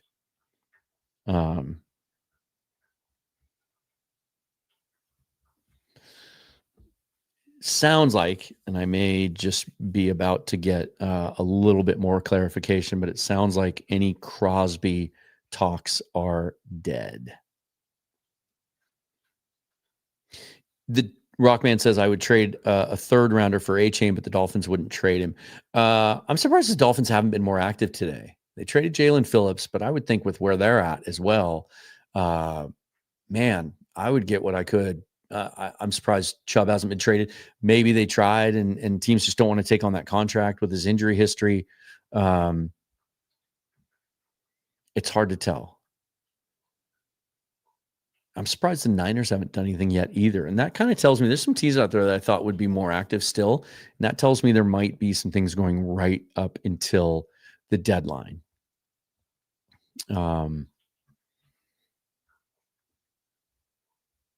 mean, this is where, now that we're in the last 20 minutes, it wouldn't shock me if we don't hear anything now until just the very, very, very end.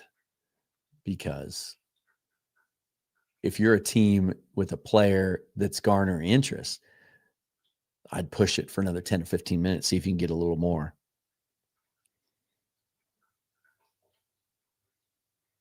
Okay.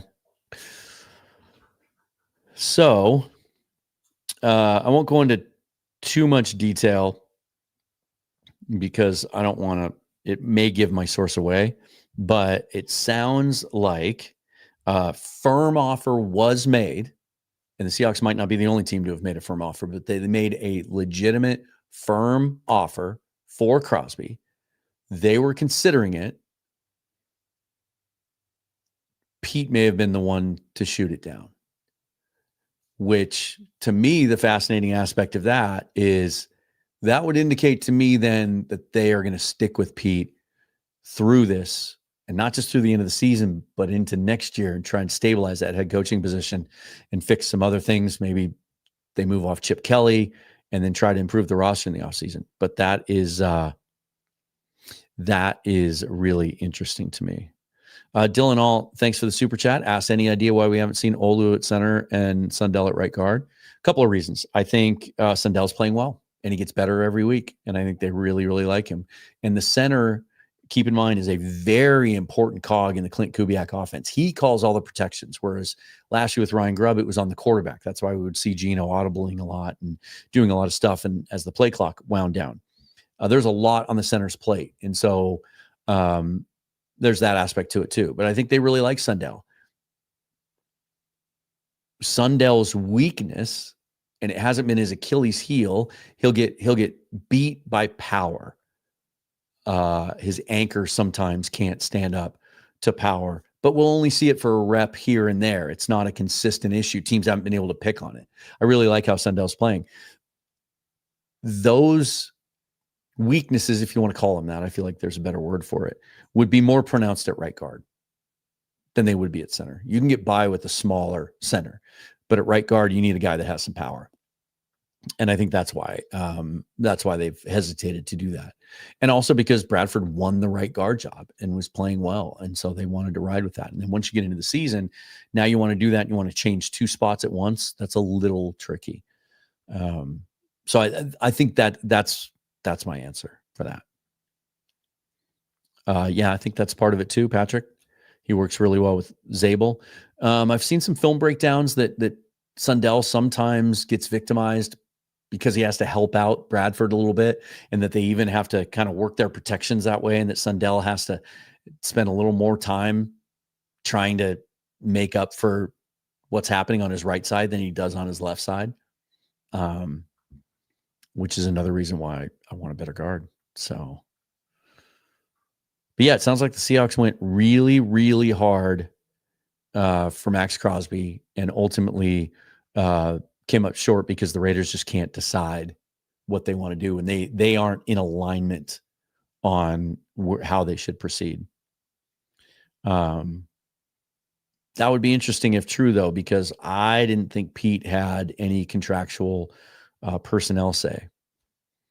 So that's surprising. Let's see if I can get an update on Cesar Ruiz. There are some teams that haven't been active yet that I'm surprised by. I'm surprised that 49ers haven't made a move yet. I'm surprised the Dolphins haven't traded more pieces away, or that the Saints haven't traded more pieces away yet. Like, they need to shed salary. Like, moving Shaheed got them picks, and they need picks, but it doesn't save him any money because it was the last year of his deal. Yeah. Maybe you wonder if that was part of it. Maybe Pete just, the last deal that he made with Seattle didn't work out great. So he might just be,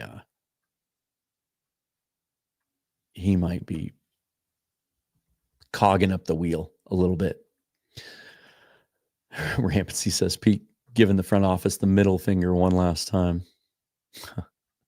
Well, I guess we'll just wait until they make a coaching change, and then we'll try to trade it for Maxx Crosby again. I mean, John has a history of being doggedly determined about going after players. He worked the Bills hard for up to a year before they agreed to give him Marshawn Lynch. He admitted that he had been trying for 2 years to trade for Leonard Williams before he finally was able to acquire him. He tried multiple times to get Kevin Zeitler and couldn't get him to come up to the Pacific Northwest. So it's like when he likes a guy, he continues to go after it. This isn't the last time, I'm sure, that he's going to call the Raiders about Maxx Crosby. I'm sure they'll engage again in the offseason. David Crockett, thanks for the super thanks. Says, I like the Shaheed trade, but does it suggest the team will increase pass volume? Can't fix the run this season. No, I don't think it will. I think it helps. I think the thought here is it can fix the run because it's going to force teams now to stop stacking the box. Seahawks face stacked boxes at the highest rate in the entire league. Teams just haven't yet backed off and tried to play more coverage to slow down Sam Darnold and JSN in that passing game, which would then help open up just by default the running game. They're still stacking the box because they know how important the run game is to this offense. It's shocking to me that through 2 or 3 games, okay, I get it. They're waiting for a regression to the mean, right? But through an 8-game sample now, that's insane to me that no one's tried to do that. And so I think this is a way, it does help protect you in the event now that JSN goes down. You have another player who's more similar in profile to him that you can pair with Torrey Horton should JSN ever have to miss games, which it's the NFL, so it's going to happen at some point, right? Hopefully not this year. But I think just his presence on the field is going to force the Cardinals on Sunday. It's going to force the Rams in 2 weeks to have to commit more to coverage. I think that's the thought here. They're not giving up on the run game at all. I think it's to enhance the run game. Dennis asked, do you think JSN will play next year without a contract extension since he's having a historic year? He knows how the Seahawks operate. They don't extend until you get to the year between your last year and, well, your 4th and 5th year. They'll give him the 5th year extension. The 5th year option will be picked up, and then they'll extend him in between his 4th and 5th year. That's just how they operate. So he knows that. And they don't make exceptions for anyone, not even Cam Chancellor. So, and everything I know about JSN, my experience with him is like he's a big picture guy. And I don't see him holding out at all. No.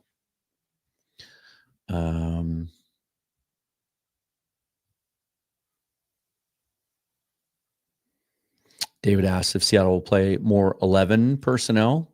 They might mix it in a little bit more just to give different looks and present the threat and make you have to get more into coverage and bring guys out of the box. But you don't want to get too cute with that either, right? You want to do what you do well. And using that 12 personnel has been so successful for them, and under center and play action and all that. I don't see them changing their philosophy because of one player, but maybe they'll mix it in a little bit. Sure. Max kind of says the same thing. Hopefully Shaheed's going to make us more efficient, not change much about how we play. Yeah, they're not going to start lining up and spread and shotgun now and throwing it all over the yard. It's not what they're going to do at all. I think they're going to continue to run their offense exactly as they have. It's just, I think it's going to have a positive impact on the run game.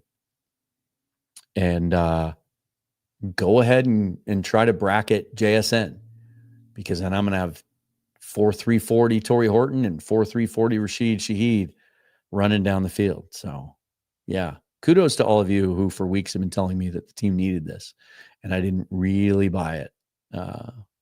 But it's pretty fun to think about the possibilities now on offense. Jersey Boy, play too hard, says we got a solid player. Just stay healthy and do what we can. Go Hawks. Refresh.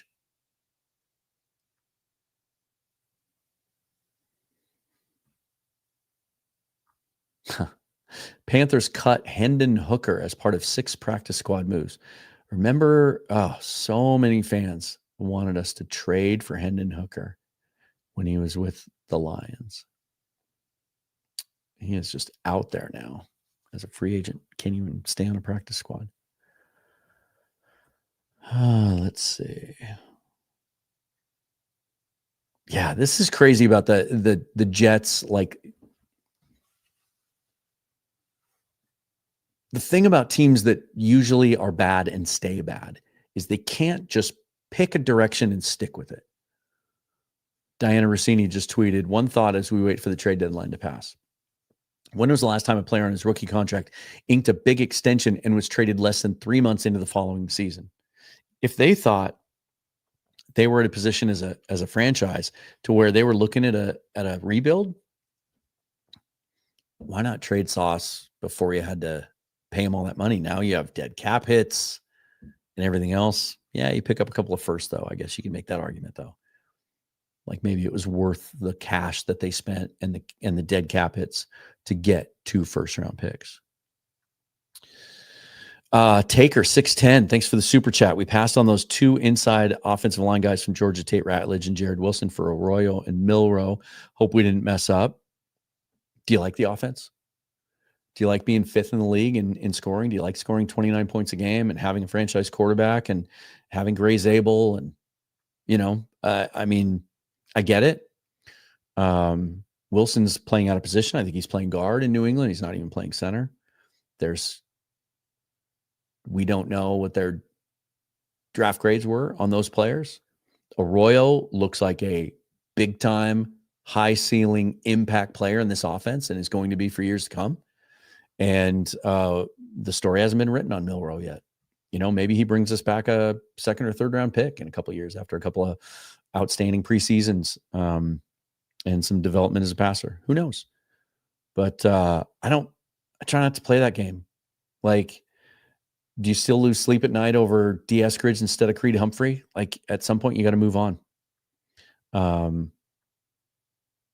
So we'll see. Yeah. Ratledge is hurt right now, by the way. Let's see. We have 8 minutes left. How many buzzer beater trades happen at the deadline usually? Yeah. It doesn't seem like they're going to end up with anything else. The one that I honestly, look, Maxx Crosby would have been so much fun, right? So much fun. How many jerseys would he sell? But Ruiz is the one that I wanted. I thought coming out of the bye that they likely would probably just stand pat. I didn't think there was a guard they could go get that would upgrade that spot, that you could plug the guy in right away and not have to take a step back because now you're messing with continuity. Ruiz was that guy and just made that much sense. He would step in and start on Sunday. That's a bummer.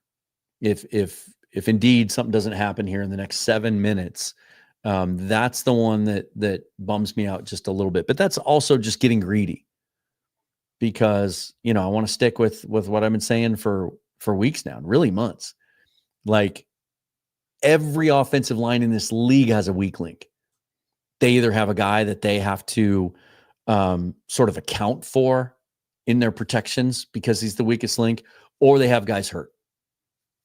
Everyone, even the whatever you consider to be the best offensive lines in football, have a weak link. Look at how the offense as a whole is operating. They're on pace to give up 19 sacks. 19. Do you know what the previous Seahawks all-time record is for least amount of sacks in a season? 21 back in 1977 when there were only 14 regular season games. They gave up 50 last year. Darnold got sacked 48 times in Minnesota last year. It helped play into the narrative that he held the ball too long sometimes. He's like 3rd in the league in time to throw. He's putting up all pro type numbers. And the offensive line is on pace to allow 19 sacks. They've only allowed 5 or 6 quarterback hits in the last 3 games total. So it's working with Anthony Bradford. So as bummed as I am that it doesn't appear that Cesar Ruiz is going to be a Seahawk or Kevin Zeitler or Joel Betonio or any of those guys, it doesn't take the shine off of my optimism for how good this offense can continue to be. And I think that's part of the thinking too. 2 hours ago, the Seahawks may have thought, okay, we know we've gotten as far down the road as we can get on getting a guard because we're talking to the same team. And sometimes when you can't get what you want, you pivot and you do something else that'll help, right? So, okay, we can't get that guard that can step in tomorrow and play better than the guy we have there now. But if we add this wide receiver, teams are going to have to back off the box a little bit, and it's going to open up the run game. But meanwhile, pass protection is as good as it's been here in 10 years. And the reason it was good 10 years ago is we had a quarterback that was nifty, and he scrambled, and we ran run pass option stuff. That was the only reason pass protection was good 10 years ago. This is some of the best pass protection we've seen in decades. Like I still have a hard time getting used to watching them on TV and just seeing our quarterback drop back from under center, 5-step, 7-step drop, and have time to throw consistently. And we've faced good defensive lines, good defenses, bad defenses. It was no different against the Houston freaking Texans, except for that one play in the end zone. They got to us one time than it was Sunday against the Commanders, who weren't known to have a good pass rush. So they should have kept Sam upright, and they did. Chris asked, do you think they'll want to give Haynes a shot at right guard over Bradford? Sure doesn't sound like it. I think Bradford would have to get hurt or, I don't know, continue to regress, continue to gain weight, I guess. Yeah. 3 minutes left. Refresh. How much fun would that be if something popped up right now? Yeah. This is interesting. Somebody just posted this. The Colts have the best cornerback in football. That's debated. Sauce Gardner's not better than Derek Stingley Jr. Colts have the best running back in football. Colts have the best offensive line in football. Colts have the best wide receiver tight end room. Colts have an elite head coach and an elite franchise quarterback. Okay, you kind of lost me there. He had a good thread going until then. Said, laugh all you want. They're going to end the Chiefs dynasty. Daniel Jones has been playing good, but elite franchise quarterback, please. And he crashed hard back down to earth.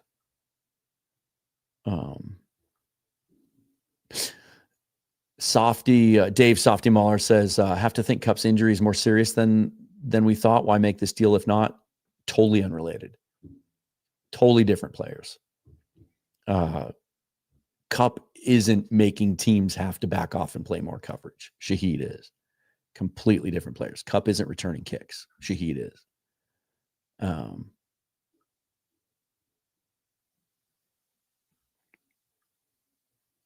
Nick Underhill says, you already know Shaheed's going to be absolute fire in Seattle's offense. He knows the offense. He knows how to succeed in it.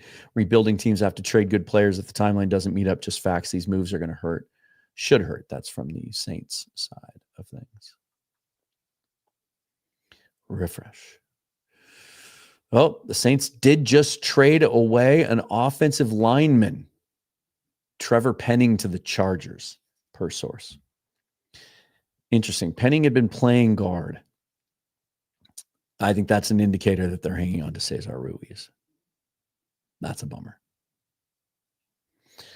And then Jordan Schultz 2 minutes ago, despite significant league-wide interest, the Titans are not trading defensive tackle Tavondre Sweat. That would have been interesting.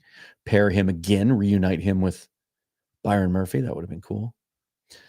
1 minute left till the deadline, and there can, I'll stay till about 10 minutes after just to see, because sometimes things can get in right under the wire. But surprised that Trey Hendrickson didn't get moved. I mean, the Bengals are just such a dumb franchise and have been for quite some time. That makes absolutely no sense. They're going nowhere, but you could probably have gotten a 3rd-round pick for a rental, maybe a 2nd for Hendrickson. So why? Michael Thomas. Yes, he of the 140 catch season back in, what was that, 2019 for the Saints, says Seattle has some hoopers.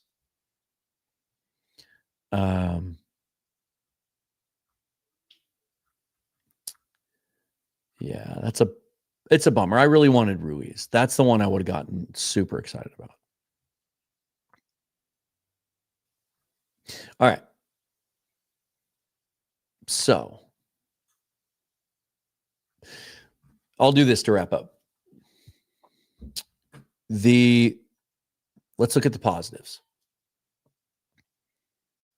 You add another weapon to an offense that is rolling right now, and you give more support to a quarterback who is red hot and on fire right now. You throw a real cog in the machine for teams preparing to play the Seahawks on how to defend us now, trying to slow down what JSN can do when you have Rashid Shaheed and Torrey Horton on the other side. So you potentially open some things up for JSN and allow him to continue doing what he's doing, because teams will have to bracket him and double him at their own risk. Because now you can have Torrey Horton and Rashid Shaheed also on the field at the same time. I don't think it's going to change the DNA of what we do on offense. You might see a slight uptick in 11 personnel over 12 personnel. But I think the biggest impact it should have on this offense is it should impact the running game. If teams don't start to change their approach in how to defend the Seahawks offense, which up until this point, again, to reiterate, they have faced stacked boxes at the number one highest rate in the league this year. Teams can't continue to do that now. If they do, fine. Sam will just continue carving you up from under center and play action and bootleg and all that part of his game. And he's going to have just one more guy now to stress you downfield. The negative, if he walks in free agency, but if everything they're saying about this upcoming draft class is true, that it's just generally not as good as past years, then okay. A fourth and a fifth together probably gives you about third round value. Would you have traded just a third for Shaheed? They still now have their first, second, and third. So even in a draft that's lesser, like I've said, it's about fit. You can still find talent there. You can trade down. You can pick up more picks. You can trade those picks for veterans. There's still different things you can do with them in the offseason. And to me, the indicator of the fourth and the fifth together is a sign of their confidence that they can sign him long-term, which Corbin Smith has reported they intend to try to do. So let's just see if anything now 3 minutes after the deadline has leaked through.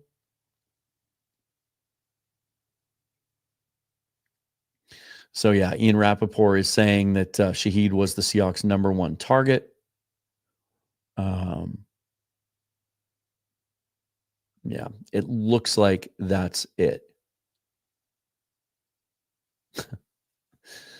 I'm looking at an account on Twitter that presents itself as kind of an expert account. It's branded by a sports app. And they said, does anyone have the definitive answer on whether the Seahawks get a comp pick if Shaheed walks? Someone running an account like that should know how that works. Yeah. It does sound like they'd be eligible for a comp pick if he should walk and we don't sign more unrestricted free agents than we lose. And this might be the year, as I said. It might be smart for them to let Reek and Boye, who now are still Seahawks. That's another part of this we haven't talked about. There's a lot of chatter, and I heard a lot of it over the last couple of days. Those two guys were involved in some trade chatter. I'm happy that they're still here. I like Mafe as a rotational guy. I think we need Reek Woolen to win what's out in front of us. I want that depth. I want that versatility. If Josh Jobe can't go on Sunday, I feel a whole hell of a lot better with Reek Woolen out there, right? So I feel good about that, but maybe they do. They lose him. Maybe Shaheed walks. That does give you the opportunity for some mid-round comp picks potentially. And there's some other guy, Kobe Bryant might walk, and there's some others. So it's that part of it's interesting. But I also think that they will have a need at corner. They will have potentially a need for another interior defensive lineman, maybe another pass rusher, because there are some older guys in that group. And they might want to go out and be pretty aggressive in free agency because they will have quite a bit of financial flexibility. So comp picks aren't guaranteed. If they don't get any comp picks, though, in that scenario, Boye Mafe leave, Reek Woolen leaves, Shaheed leaves, Kobe Bryant leaves, just to take an extreme example, and they don't get any comp picks, well, it means they went out and they signed at least 4 good free agents of their own, too. So, yeah. All right. I think that's it. We're 6 minutes after now. I don't think anything's going to leak in after the fact. In fact, now we're already starting to get the reports that, the Dolphins didn't want to part with any more talent. They wanted to stand pat. Chase Daniel tweeting. Here, let's go back to this. JSN and Shaheed on the Seahawks just isn't fair. Seattle really isn't messing around. Darnold has been lights out. He doesn't even mention Torrey Horton.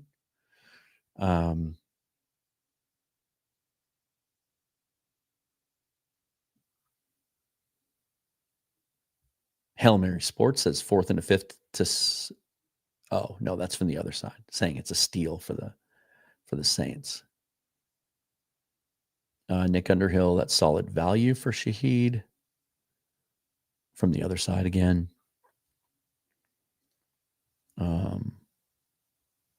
Seahawk Nerd, who we love on the show and always takes a very pragmatic, rational approach. So it's a 2026 4th and 5th for a player in his 4th NFL season, hitting free agency this offseason. This is a move that makes a lot of sense for both teams.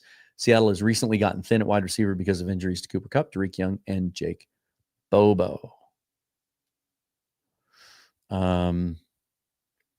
Mookie Alexander, our friend and 1/4 of the Seahawks syndicate, says, I think Shaheed to Seattle ends Bobo mania unless they want to keep 6 wide receivers.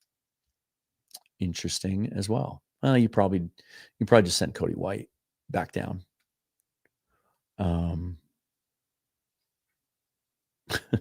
Corbin says, closing in on the deadline. We'll see if any more deals get reported. Hopefully none of them get faxed. Yeah, I think.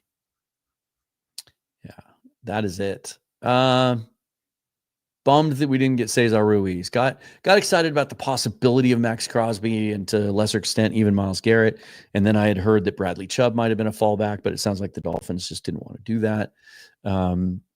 Dolphins, another team that can't figure out what they are, who they are, where they want to go. They fire their GM, but they say they want to keep their coach. And now they can't decide which direction to go at the deadline. It's interesting. Yeah, just there wasn't at all the chatter. There just was not as much activity. A couple of big swings. Sauce Gardner, Quinn, and Williams. The Jets made a lot of news today. Mina Kimes, one Rashid Shaheed thought. Right now in 11 personnel, the Seahawks are facing light boxes at a below average rate. Some of that's because they run so much, but adding another field stretching wide receiver should help them get more favorable looks on the ground.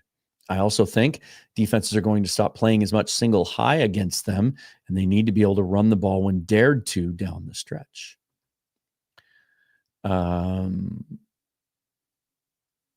JP Acosta says, Rashid Shaheed to the Seahawks rules so much. His speed is going to open up a lot for that offense, which was already explosive.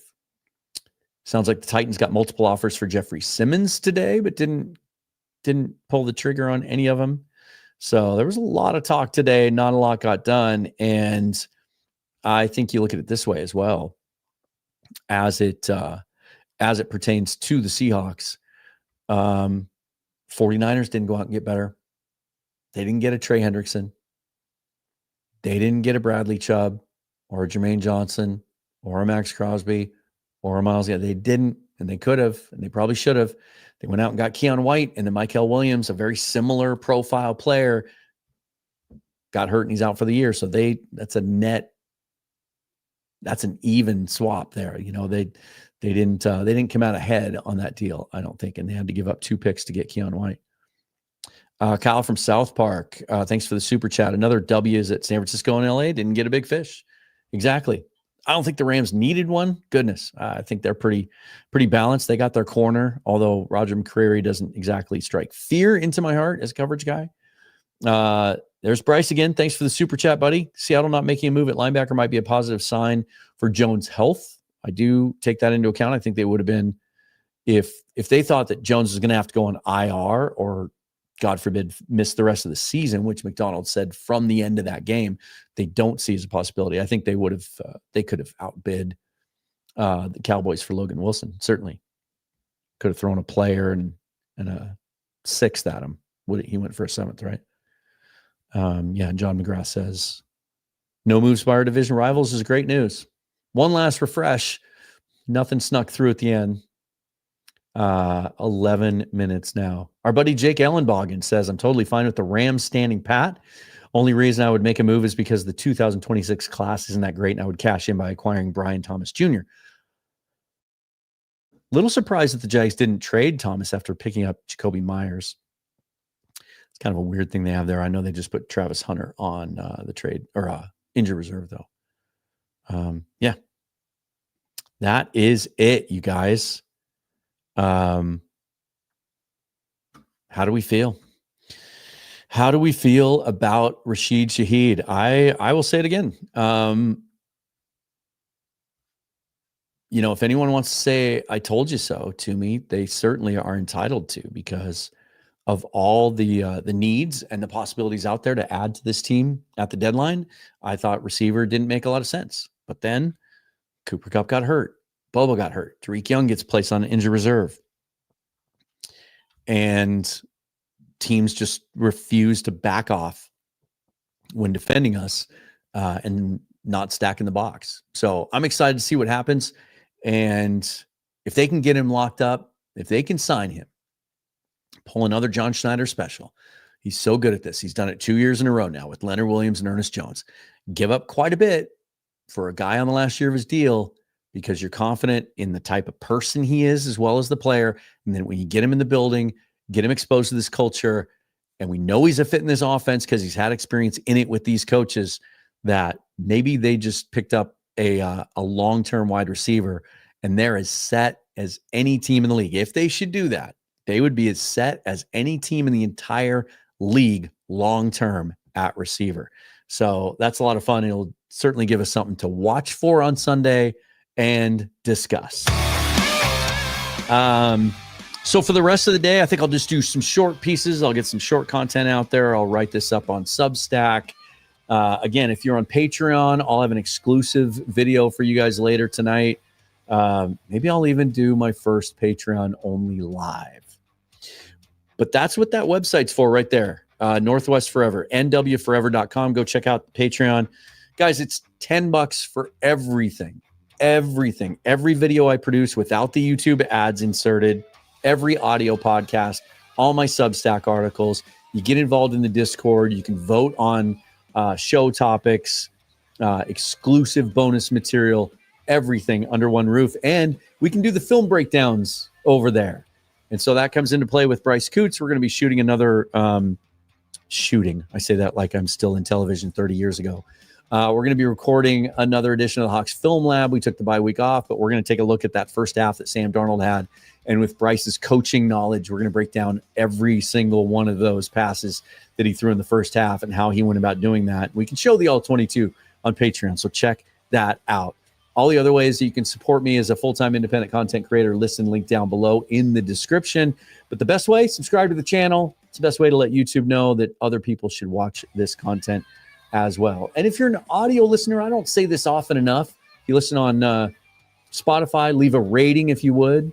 I still hate that they don't let you write a review, but they do on Apple Podcasts, and that's where 80% of you listen to the show. So if you would leave a review, that helps put the podcast out there for more people to be exposed to. Until next time, forever and always go Hawks. Follow me on Twitter at Seahawks Forever. Thanks for watching, you guys. Rashid Shaheed is a Seahawk. We'll talk more about the Cardinals coming up in the next few days. See you then.